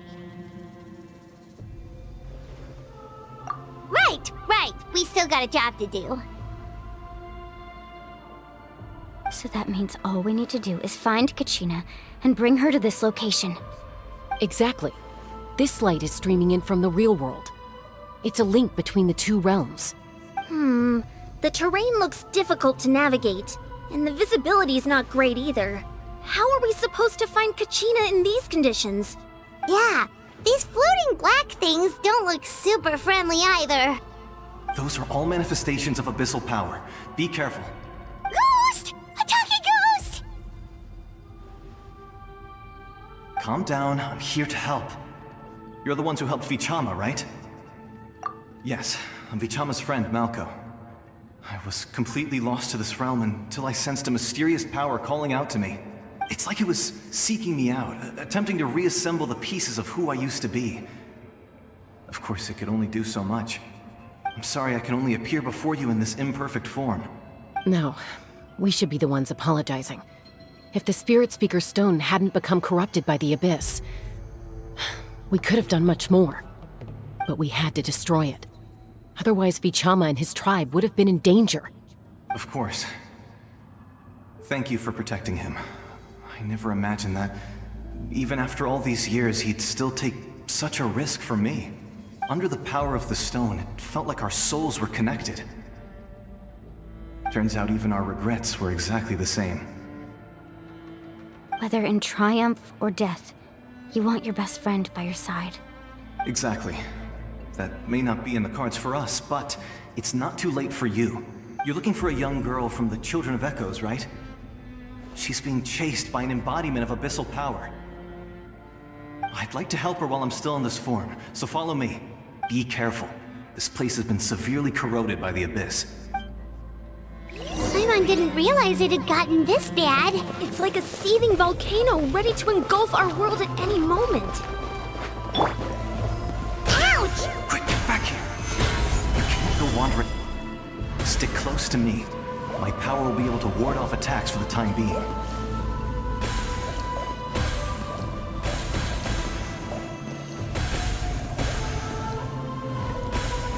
We won't be able to keep this up. Let's try another route. This way.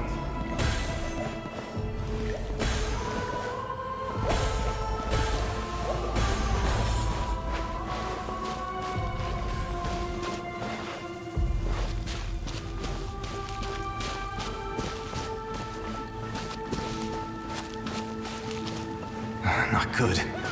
More monsters. We shouldn't waste our time on them. Things are about to get dicey. Illusion shattered!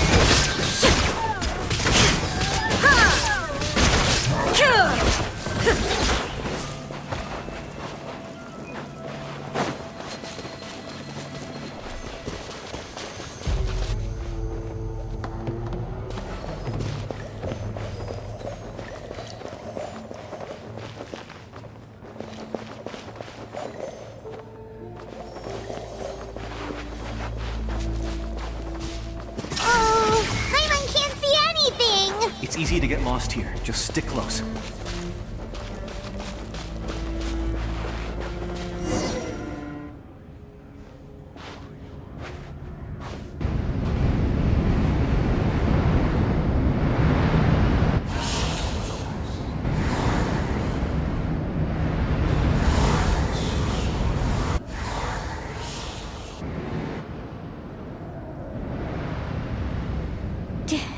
Did you hear that?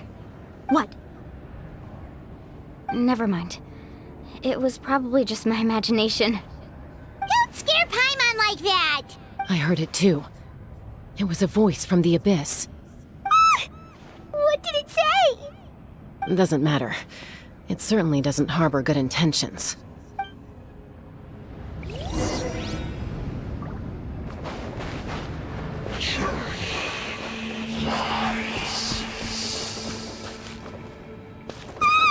Paimon just heard it too!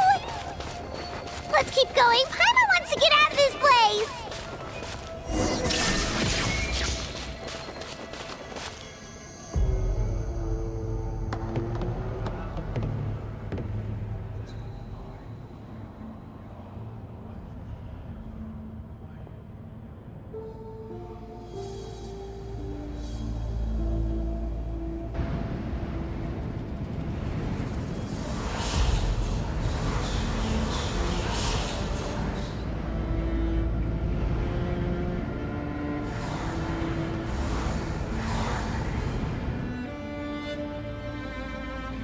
We're here, Kachina! Mualani? You made it! Looks like our reunion will have to wait until we take care of these monsters. Good idea. Let's go!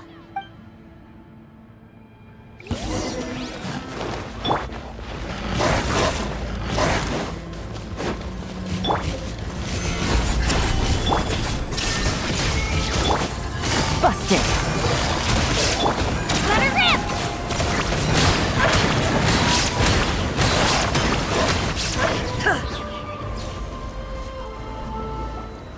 You're here. You're finally here. Thank you so much. That monster can appear from anywhere. It almost caught me a bunch of times.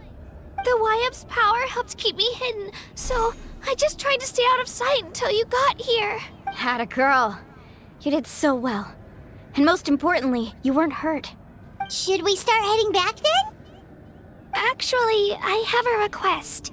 Will you come visit the Wayob with me? I can't exactly put it into words, but something's wrong with the Ode of Resurrection. And I know it has something to do with the contamination from the Abyss. That was the Pyro Archon's theory as well. Everything we've seen here certainly seems to back it up. In the Night Kingdom, there are 6 main totem poles representing the Wayob of each tribe. You can think of them like the body of each Wayob. Additional totem poles, like the ones around here, serve as proxies to which the Wayob can extend their consciousness. There are countless proxies scattered around the Night Kingdom. Through them, the Wayob can extend their consciousness over the entire realm and track down souls no matter where they roam. But if a proxy were to become severely contaminated, then a soul could become lost within the Night Kingdom. Judging by the current situation, I don't think we're dealing with just one contaminated proxy. Even if we could drive back the abyssal power from one of them, that probably wouldn't even put a dent in the problem. Still, we can't just leave the Wayob to suffer. It's protected me this whole time. I agree. We might even manage to draw out the monster that's been hunting Kachina. Getting rid of the monster might slow down the deterioration of the Night Kingdom.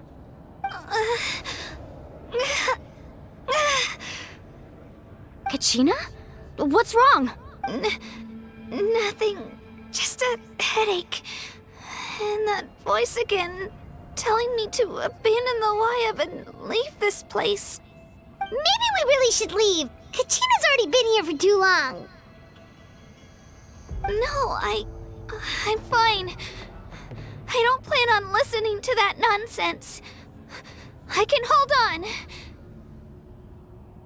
Just up ahead. I'll lead the way. Besides, I can still fight, so please, help me out a little longer. Listen to me, Kachina. We'll come with you, but that's because we want to help the Wayob, not because we have something to prove. You don't have anything to prove either. It's okay if you reach your limit. We'll be there for you. All right. The sooner we get this done, the better. We've already come all this way, so we might as well try to get to the bottom of this. Let's go. This way. I'll stay here and try to stall the Abyss monster. All by yourself? That's too dangerous. It's all right. I may not be as strong as that monster, but I'm definitely more familiar with the area. Besides, I don't have much time left. If you're anything like my friend, I'm sure you're not particularly fond of goodbyes. So go. Achieve your goal, and return to the world where you belong. Thank you for everything. You're a true hero. Thank you. No one fights alone.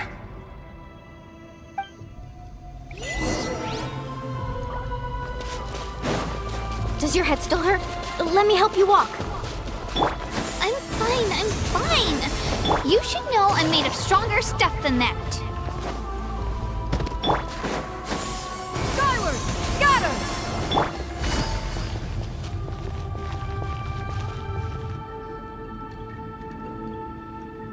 Wayob? Wayob! I'm back! My friends and I are here to heal you. Wayob? Can you hear me?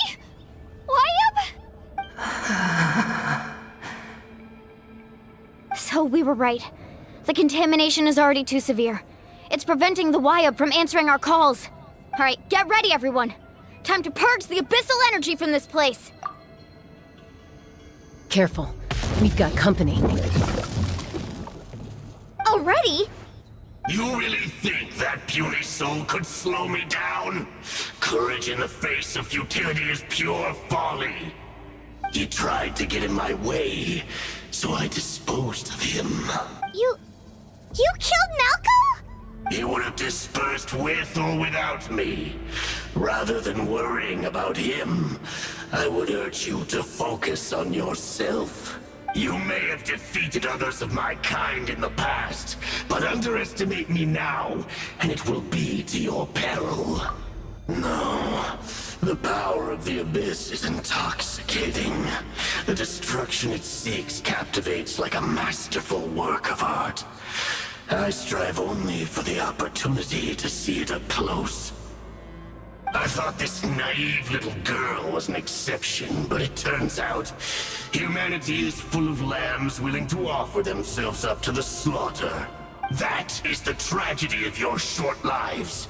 You understand nothing of all-encompassing power. Ancient names, pride, friendship, all empty ideas invented to give you a false sense of self-worth. They possess no power at all. The Pyro Archon created those grandiose ideals out of pure selfishness. Anything to avoid sharing power. Anything to avoid handing over the primordial gift to ordinary people like you. Don't believe me? Then ask yourself, why is the Pyro Archon strong beyond measure, while you, Kachina, remain so pathetically weak? Kachina, give me your hand.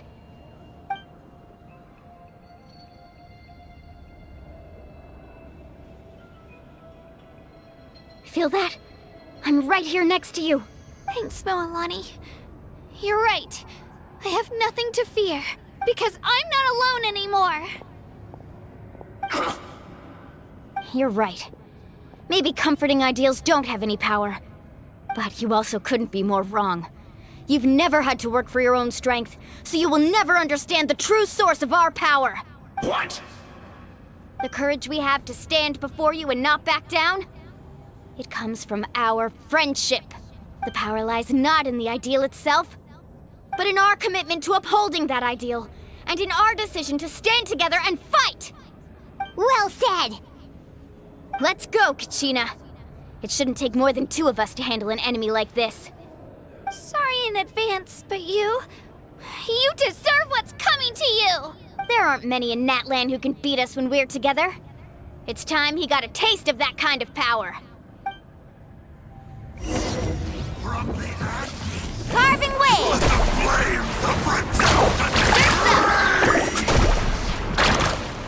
Power of flame!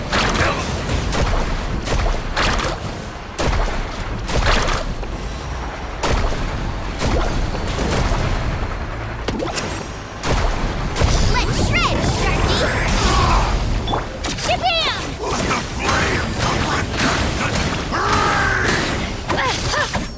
Tuck it!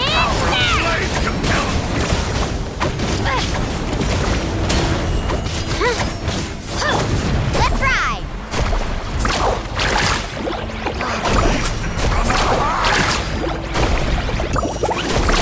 Amazing!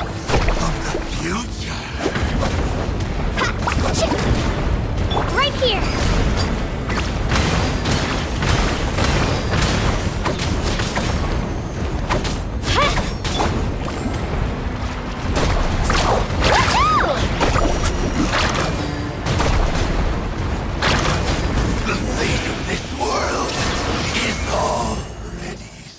We won! We actually won! That's what he gets for underestimating you two. Fantastic work, Kachina! Absolutely fantastic! This makes me so unbelievably happy. I'm happy too, Mualani. Together we really are unstoppable! Huh? What's happening?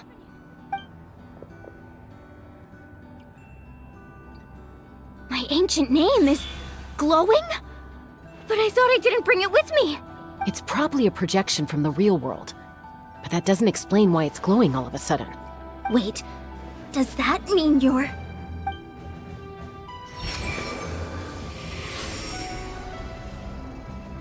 That was a bold move. diving headfirst into the fire to save your friend, especially in a place so overrun with abyssal corruption. Still, seeing you pull it off was really something. Everything you said was exactly right. As isolated individuals, we stand no chance against the power of the Abyss. It took years' worth of scars and lots of unnecessary suffering for me to understand that for myself. The Pyro Archon's plan will unite us as one.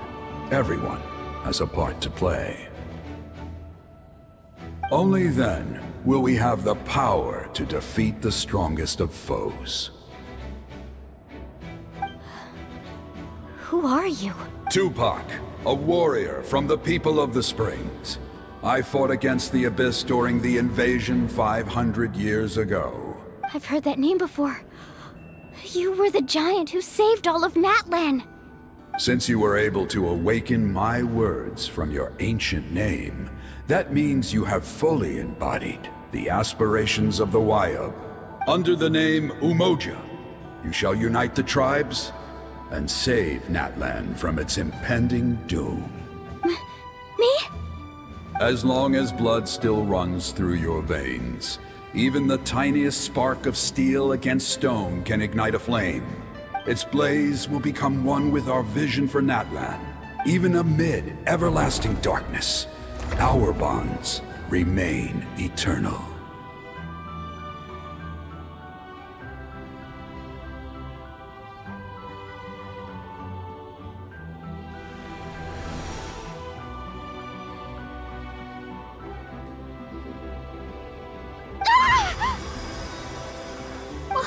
What's wrong, Mualani? So many memories. My brain was just flooded with everything he once knew. So that's what happened. What do you mean? Did you just figure something out? 500 years ago, they foresaw the very crisis we're facing now. Efforts to save Natlan started all the way back then. We can go over the details once we get back. We shouldn't linger here longer than we have to. I know bits and pieces, but I had no idea Mualani was also part of the plan. This sounds like something that's going to need a lot of explaining. Let's focus on saving the Wayob first.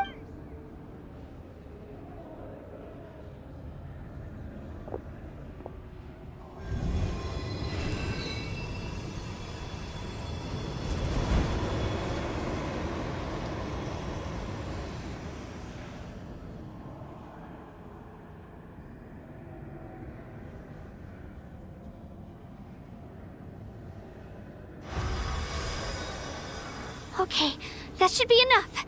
Wayob? Wayob? Can you hear me? I hear your voice, Kachina. My dear child. Great. Well then, I'm afraid it's time to say goodbye. I just wanted to make sure you were okay before we leave, but we can't afford to stay here any longer. I was going to ask why you bestowed an ancient name upon someone like me, but it's okay. I'll keep searching within myself for the answer. I'll never stop trying to improve my strength. One day, I'll live up to the hero you saw in me.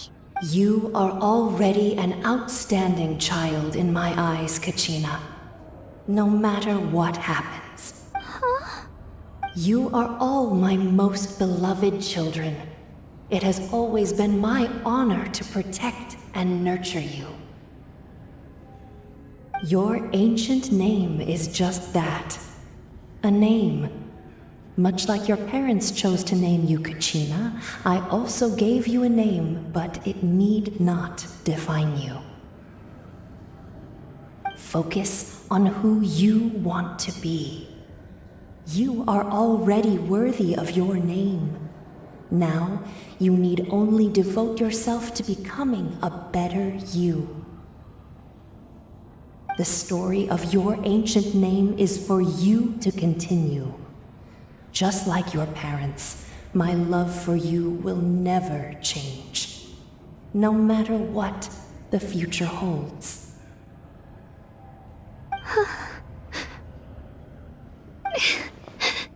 Thank you, Wayob.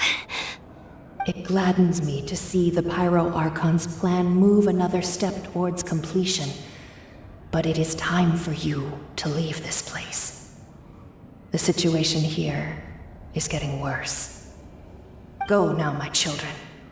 Save Natlan on behalf of all you hold dear. I know we've never met before, Wayob, but I just wanted to say thank you for encouraging Kachina. It was exactly what she needed to hear. Whoa! What's going on? An earthquake? We're out of time. It's the power of the Abyss. Quick, we need to run!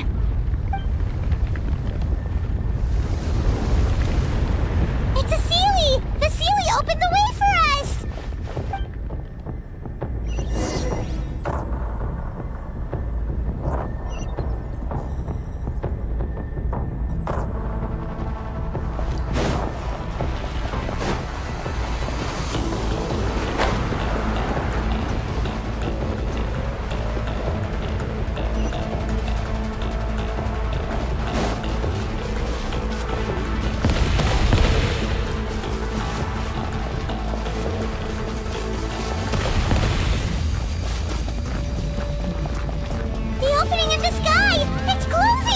We need to hurry, or we'll be stuck here!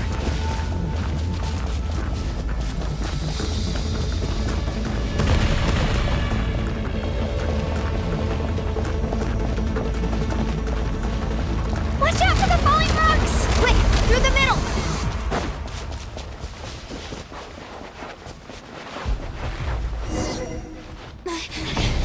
Come on, faster! We'll never make it!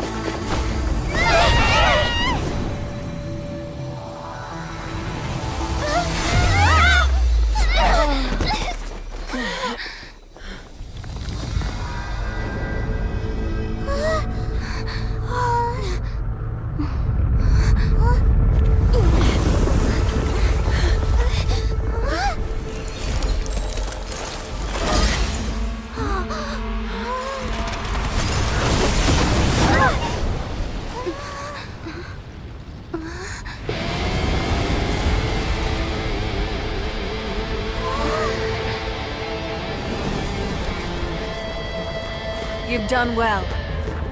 Now come home.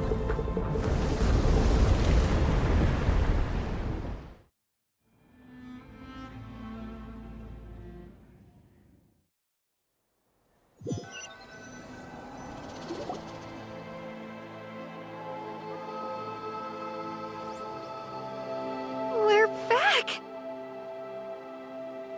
The Pyro Archon saved us. But she's not here. Yeah, didn't she say she used it all up? She's still in the speaker's chamber. What we saw in the Night Kingdom was just her consciousness. So you're saying her consciousness did all that? Every great display of power comes at a price.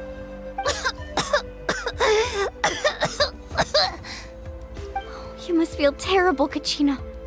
Just hold on. We'll get you to a doctor soon. Let's get back to the stadium. The Pyro Archon said she'd have a doctor waiting for us. I recommend getting a full checkup, just to make sure no damage gets left behind. Paimon feels okay. What about you, Traveler?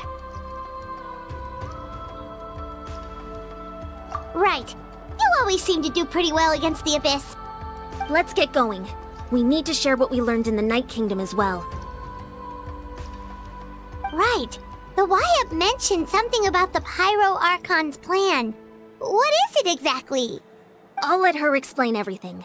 We're all a part of the plan now. Every move we make from here on out will decide Natlan's ultimate fate.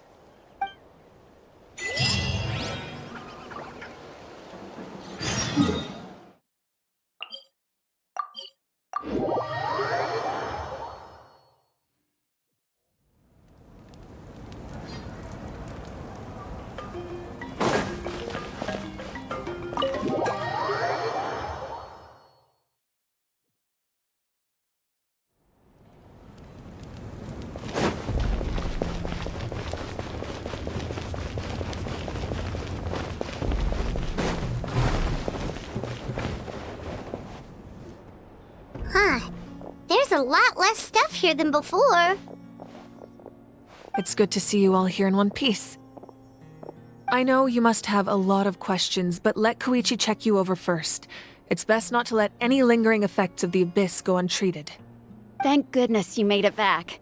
I came here as soon as the Pyro Archon told me about your plan. Take a seat, everybody. I'll examine you one by one.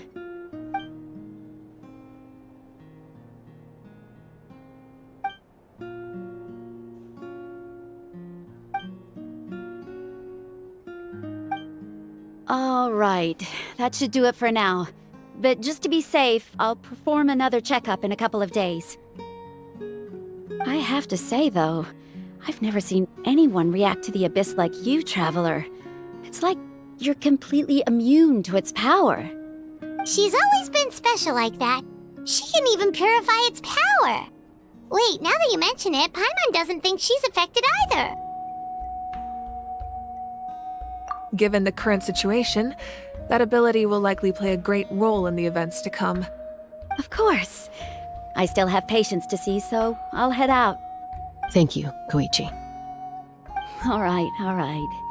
We might not see eye to eye, but we both had good intentions. Just give it time. I'm sure we'll figure things out between us one day. Yeah.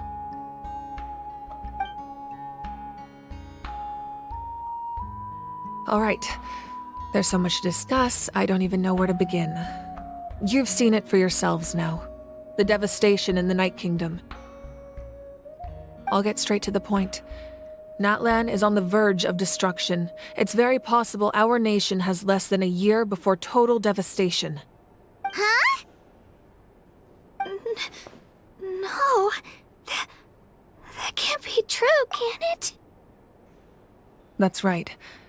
But I've only ever disclosed that fact to the handful of people working with me to save this nation. Our looming destruction is not a recent development, but the inevitable conclusion of the disaster the Abyss initiated 500 years ago. Mualani told us a little bit about that. 500 years ago, all the nations of Teyvat were invaded by the Abyss. Unlike the other nations, Natlan never had stable and deep-rooted ley lines, so we suffered the worst of the invasion. The battle against the Abyss was exceedingly long and brutal. In the end, victory came at the cost of our civilization and countless lives. Even then, it took centuries of solving the disasters caused by the Abyss to finally achieve the peace we know today. And still, this is but a superficial victory. The forces of the Abyss have merely been driven back underground. Their threat to Natlan remains as real as ever. I'd never have guessed. The problems plaguing the Night Kingdom are all the more complicated because that realm is essentially functioning as Natlan's ley lines. Immediately after the war, our calculations estimated that we would have a maximum of 500 years before the Night Kingdom was completely lost to the Abyss. But at that time, we were a nation of the destitute. Our people no longer believed in victory, nor did they hold hope for the future. Our civilization was dying, our faith crumbling, and the line of power passed down from the Wayob nearly severed. If we didn't bring the nation back together, it would be foolish to even dream of defeating the Abyss in the future. So, the Archon had a long and involved discussion with the heroes of each tribe, and finally came up with a 500-year-long plan to save Natlan. So that's what happened. After finding Kachina, I encountered a strange figure who gave me a series of new memories. Since the plan was mentioned in those memories, I guess I've been chosen to play an important role in it. But there's still something I don't understand. Those memories showed me the Pyro Archon from back then. And it was you. Huh? But that doesn't make any sense! The Pyro Archon is supposed to be human. It's impossible for a human to live that long. That's right. The hardest thing for humans to overcome has always been time. Or rather, the natural limitations of our lifespan. A god can extend a human's life by using a certain amount of divine power, or subjecting them to a curse. But As we all know, Natlan doesn't have gods like that. We can only rely on our own methods. A human life is like a flame destined to be extinguished. 500 years ago, I placed my life within the sacred flame. Only by dying before my time could I have the chance to wake up again. So, in other words, this is your second life? Yes. We only managed to defeat the Abyss all those years ago because the tribes came together as one. If the Natlan of the future was to have a fighting chance, the pyro Archons that came after the war had to rebuild the decimated tribes. The goal was to reunite the people and restore the strength of each tribe's Wayob. Once a tribe was back to its full strength, the tribe's Wayob would select a hero, indicating the tribe was once again ready for war. The Chosen would then stand by my side in defense of our nation, just like great heroes of old 500 years ago. So that means I'm one of the Chosen? That's right. You bear the ancient name Umoja, the same one held by the hero from your tribe 500 years ago. It means unity. After your adventure in the Night Kingdom, I trust you've come to fully understand the meaning of that name. So in other words, you always knew who the Wayob were going to pick from each tribe? Yes. According to the plan, each tribe was supposed to have been fully restored by the time I awoke. But something went wrong along the way. The 6 heroes successfully inherited the ancient names from 500 years ago, but the intel regarding the plan wasn't passed on to them. Once again, it comes down to the deterioration of the Night Kingdom. Communication between the Sacred Flame and the Wayob has been blocked. Just like how the Ode of Resurrection failed to bring Kachina back. Exactly. It's just another tactic the Abyss is using against us. The Abyss may not possess intelligence, but its methods certainly aren't easy to counter. If we want to unblock that information from being passed on, my presence alone isn't enough. The ancient name-bearer must establish a greater connection to their name. So, I've tried my best to help them from the sidelines. Currently, Shilonin of the Children of Echoes, Kinich of the Scions of the Canopy, and Iansan of the Collective of Plenty have all been acknowledged by their names. During your adventure, you too earned the acknowledgement of your Wayob, Mualani. In the process, you gained the memories stored within your name. But we have less than a year! Yes, but we have no choice. We cannot start the plan until all the heroes have been gathered. That's also why I haven't been able to take action despite the urgency of the situation. But if you knew this whole time, why didn't you just tell me about my role in all this? Wouldn't that make everything go a lot faster? Perhaps, but the opposite could also be true. Knowing your destiny too early could mean failing to realize your full potential. Just like your determination to save Kachina, I hope your commitment to this endeavor comes from your own strength of will, rather than a sense of obligation. So I suppose you're not going to tell us who the final 2 heroes are then? That's right. Their time is yet to come. Putting pressure on them beforehand will only hinder their development. I can only trust in the judgment of the Wayob. I have never believed I could solve this crisis alone. In fact, it was precisely because I chose to trust and rely on others that we managed to get this far. Natlan's salvation lies not in its Archon or any singular individual, but in us all. You're quite perceptive, aren't you? I thought I might get away with avoiding the topic. Huh? Oh, right! All of the stuff you stored here before, where did it all go? Even though I sacrificed my power, I still needed a contingency plan to ensure you would make it back from the Night Kingdom. After all, I was the one who allowed you to take that risk, and Mualani has an important role to play in my plan. In addition to their sentimental value, the items I stored here held a much more important purpose: fuel. Fuel? So back then, that's why you... Yes.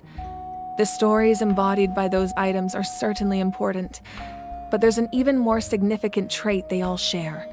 Every item belonged to a hero of Natlan. Over time, they became imbued with a certain amount of contending fire from being carried in battle. On their own, each item's power is limited, but together their combined effect can prove quite useful in a dire situation. By burning those items, I was able to activate the contending fire stored within them to open the boundary between the two worlds. It was a rather crude approach, so all their power was depleted in an instant, as you can see. But weren't they all precious treasures? What about their stories? That's exactly why I dragged you all here. No matter what, I never wanted the Pyro Archon to have to use that power. Oh, I'm so sorry. You have nothing to be sorry for. You all deserve my thanks, actually.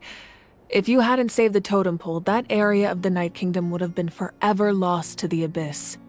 And then, it would only be a matter of time before the Children of Echoes was met with disaster. Besides, when those heroes entrusted their belongings to me, or the Pyro Archon of their time, it was out of a desire to contribute to Natlan's survival. If they knew those items helped save the present-day heroes of Natlan, they would not mourn their loss. Even when you put it that way, I still feel bad. There's no need. Remember what I told you about time? The people and the events of the past are never truly lost to us. We simply carry them with us in a different form. In that sense, we didn't lose anything at all. If you still have regrets, let them fuel your resolve in the battles to come. Your deeds will become new legends and nurture new forms of power just like the items once stored here. Well, we'd still like to return the favor. Well, if that's the case, just treat me to a drink sometime. Now that Kachina has returned, we can finally hold the victory feast and celebrate your team's triumph in the Night Warden Wars. And we could all use the rest, that's for sure. Plus, you'll be able to silence everyone who doubted you once and for all, Kachina. Still, now that I know the danger we're facing, having a victory feast doesn't feel right. Try not to let it get to you. It's important to stay calm. Worrying about it will only affect your judgment. All right, you should head out. I'll join you in a bit.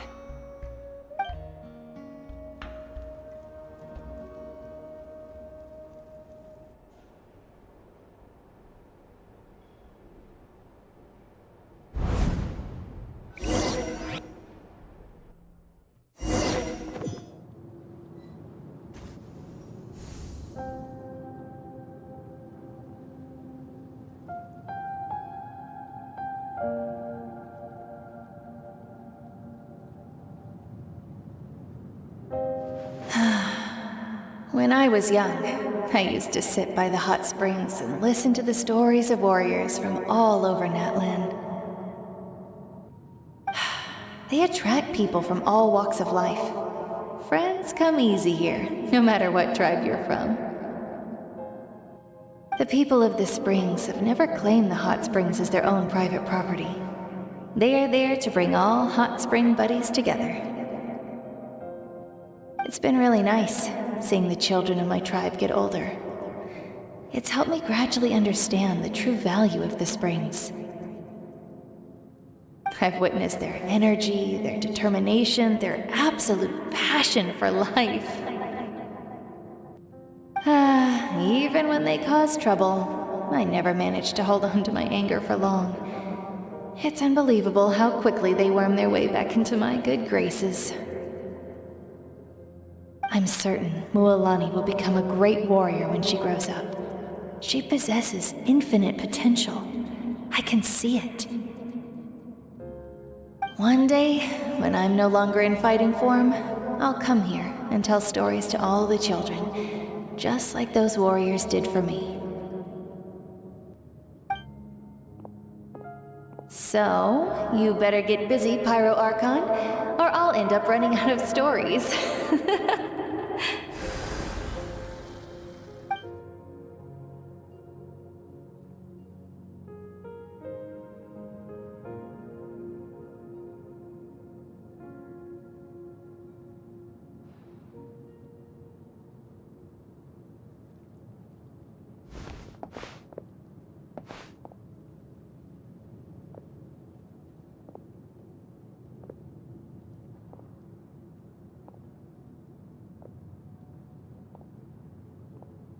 Our nation is engulfed in darkness. Our tribes stand divided, and yet you promise victory in the distant future.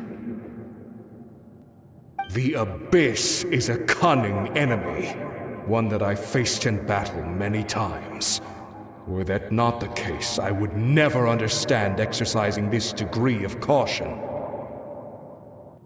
My rage will never know absolution, and my power will no longer aid you in victory. But you came to me because you knew you could convince me with just a single sentence. I understand your choice. The heroes of today will forge the path ahead with blood and fire. Just remember to earn us the victory we are owed. Otherwise, rest assured, I'll find a way to collect the debt.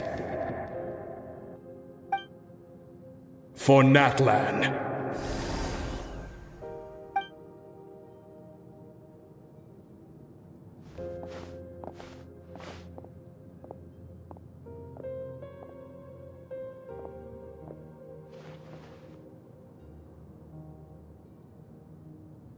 So, you're gonna head 500 years in the future to serve as the Pyro Archon again?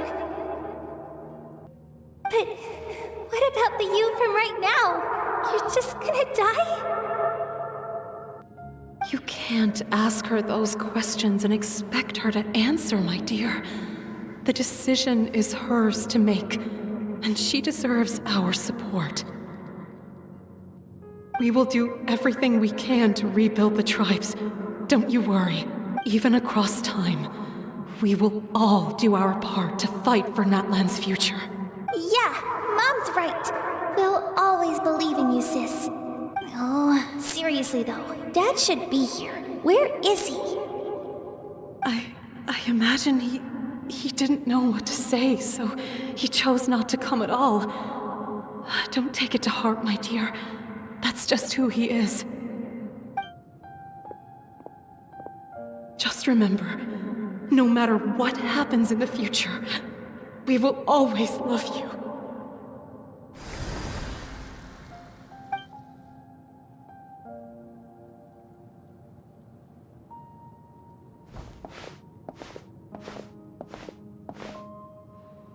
I'll come find you one day. I know I can't live that long, but I'll think of something. There has to be a way for us to meet again one day. If there's an answer out there somewhere, I'm gonna find it. So, don't forget about me.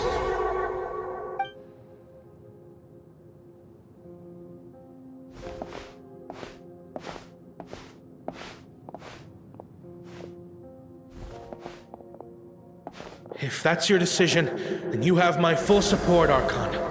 May our children live to see such a lovely son. For Natlan!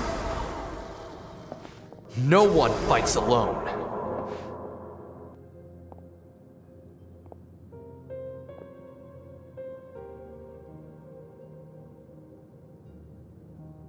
The rules are my legacy. They shall grant us the strength to overcome the next tragedy. War forged the 6 tribes, taught us how to fight, instilled in us what it means to love. Who will be the one to bring this to an end?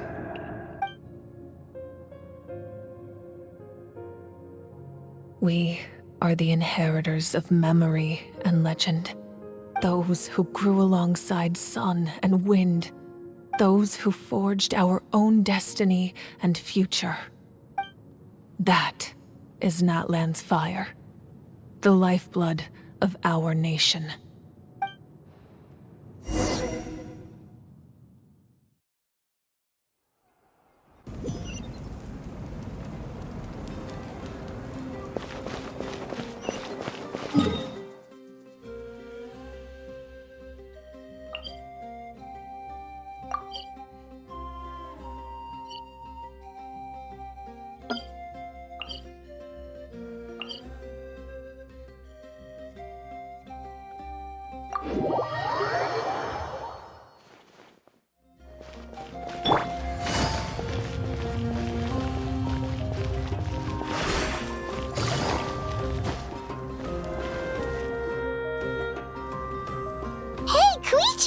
You here for the victory feast too?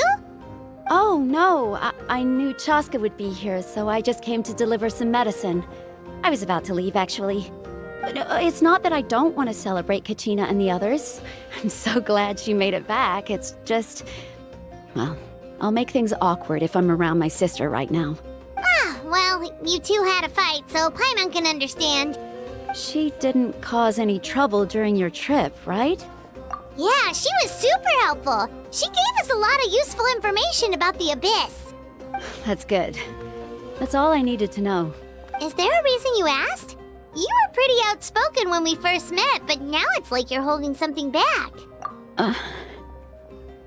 Maybe it seemed unreasonable, picking that fight with her before you left, but I did it for a reason. Her impulse to fight is extremely strong. Her mental strength helps her rein it in, but she still loses control sometimes. I had no idea what you might face in the Night Kingdom, so I didn't want to take any chances. So what you're saying is... Okay, so maybe it sounds a little stupid, but it works pretty well. It helps her keep her cool for a little while, at least. Anyway, I'm just glad you were able to make it back safe and sound. That's all I wanted. But do you really have to go that far? Can't you just talk it out? No way. Chasca never opens up about her own pain, especially to her family. She can't learn about this, or it'll be even harder to help her.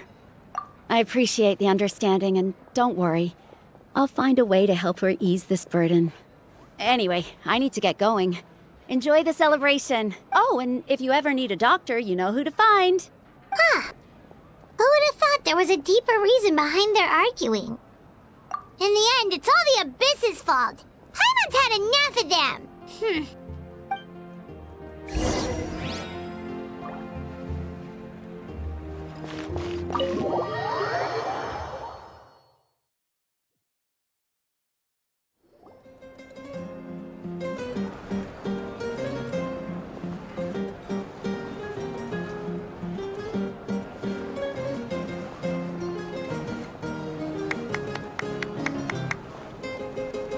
Let's give a huge round of applause to our brave young warrior, Kachina! Woohoo! Well done, Kachina. Thank you, everyone. I'm so glad I finally made it. I always knew you could do it. With so much potential at your age, you have a great future ahead of you. You're one to talk. Don't think I didn't know you were the first person to abandon your team. I'll be dealing with you when we get back. I had no choice. My friend invited me. I couldn't just say no. Oh, really? So you weren't just trying to get ahead in the first round? I wasn't, I swear. I just happened to find that bearer injured in the wild, so I stopped to bandage his wounds. When he insisted on repaying the favor, what was I supposed to do? I'm just one person. I figured Kachina would have no trouble replacing me. But the fact of the matter is that after your departure, everyone else started thinking about swapping teams too. I'm really sorry, Kachina. It was wrong of us to abandon you like that. It's amazing that you still made it all the way through to the Night Warden Wars. That's the highest honor. So, what about you guys? Did you make it far? Our team captain drank too much the night before the competition and turned up late to the stadium on the day. We got disqualified. Serves you all right. No sympathy from me. All right. There's no need to be like that, Uncle Pakal. Dear friends, I'd like to say a few words. Firstly, I'm grateful to my friends and our great Archon for helping to bring me back. This traveler and her companion Paimon are some of the strongest people I've ever met. If they were allowed to participate in the pilgrimage, I have no doubt that they'd win the whole thing. They've agreed to let me learn from them. With their help, I believe I can become even stronger still. And let's not forget my good friends, Mualani, Chasca, Kinich, and Iansan. They all helped the traveler and Paimon figure out a way to bring me back from the Night Kingdom. They too deserve to be called our heroes. So, please give another round of applause for them. Thank you so much. Well said! I'll drink to that. How does it feel being a hero, Kachina? To be honest, it's a bit overwhelming. It all just feels so surreal. Well, you better get used to it! Next up, undefeated champion! Hey, please don't make fun of me.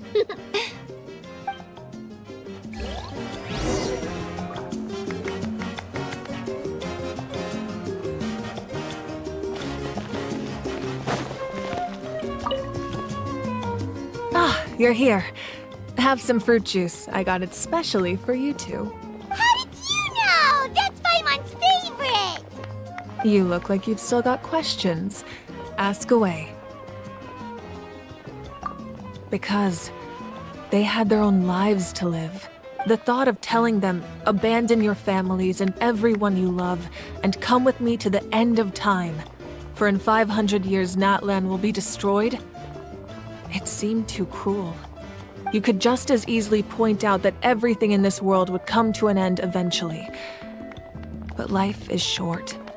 And beyond a point, it just doesn't seem real. Imagine if I said, let's leave right now and go save the sun because it'll flame out in a few million years. It would sound quite ridiculous.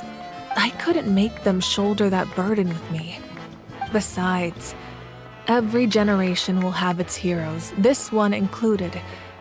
The plan could still work without them, or, of course, without me. But since I was the one who came up with the plan, I felt duty-bound to see it through to the end. Paimon's suddenly remembering that portrait in your room. Was that your family from back then? Yes, it was. So when you asked me who my sister grew up to be, the truth is that very little information survives. From what I've been able to piece together, I can conclude with a reasonable degree of confidence that she ended up as an architect and artist. She played an instrumental role in rebuilding the scions of the Canopy tribe, designing and building many houses. But of course, none of her buildings are around anymore. Still, it was an impressive achievement, and I'm very proud of her.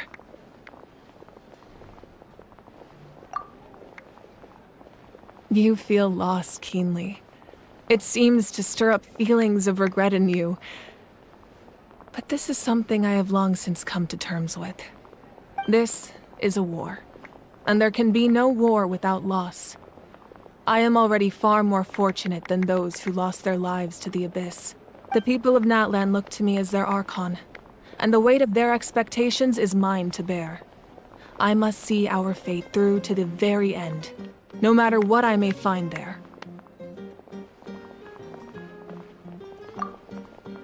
Yeah, doesn't that mean the way everything ends has already been written, including your plan?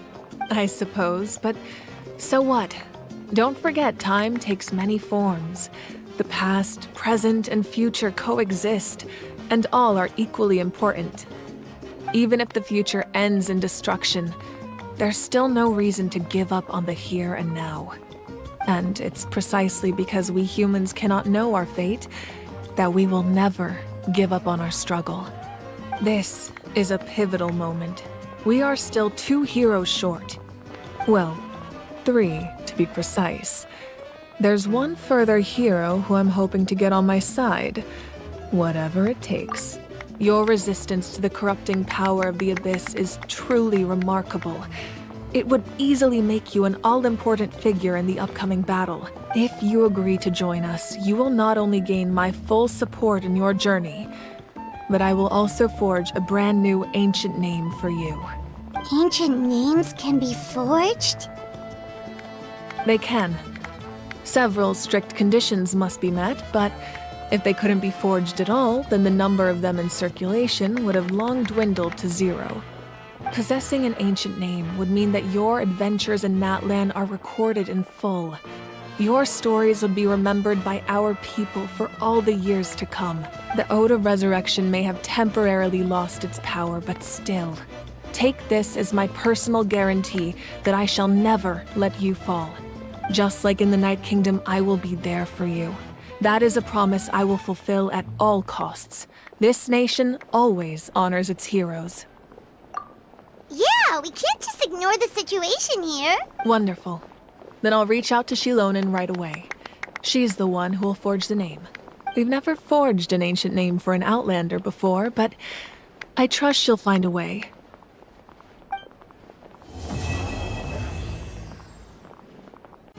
My lord, we've received word that the Pyro Archon has lost much of her power. Although your injury complicates things, this is most certainly the opportune time to seize the Gnosis.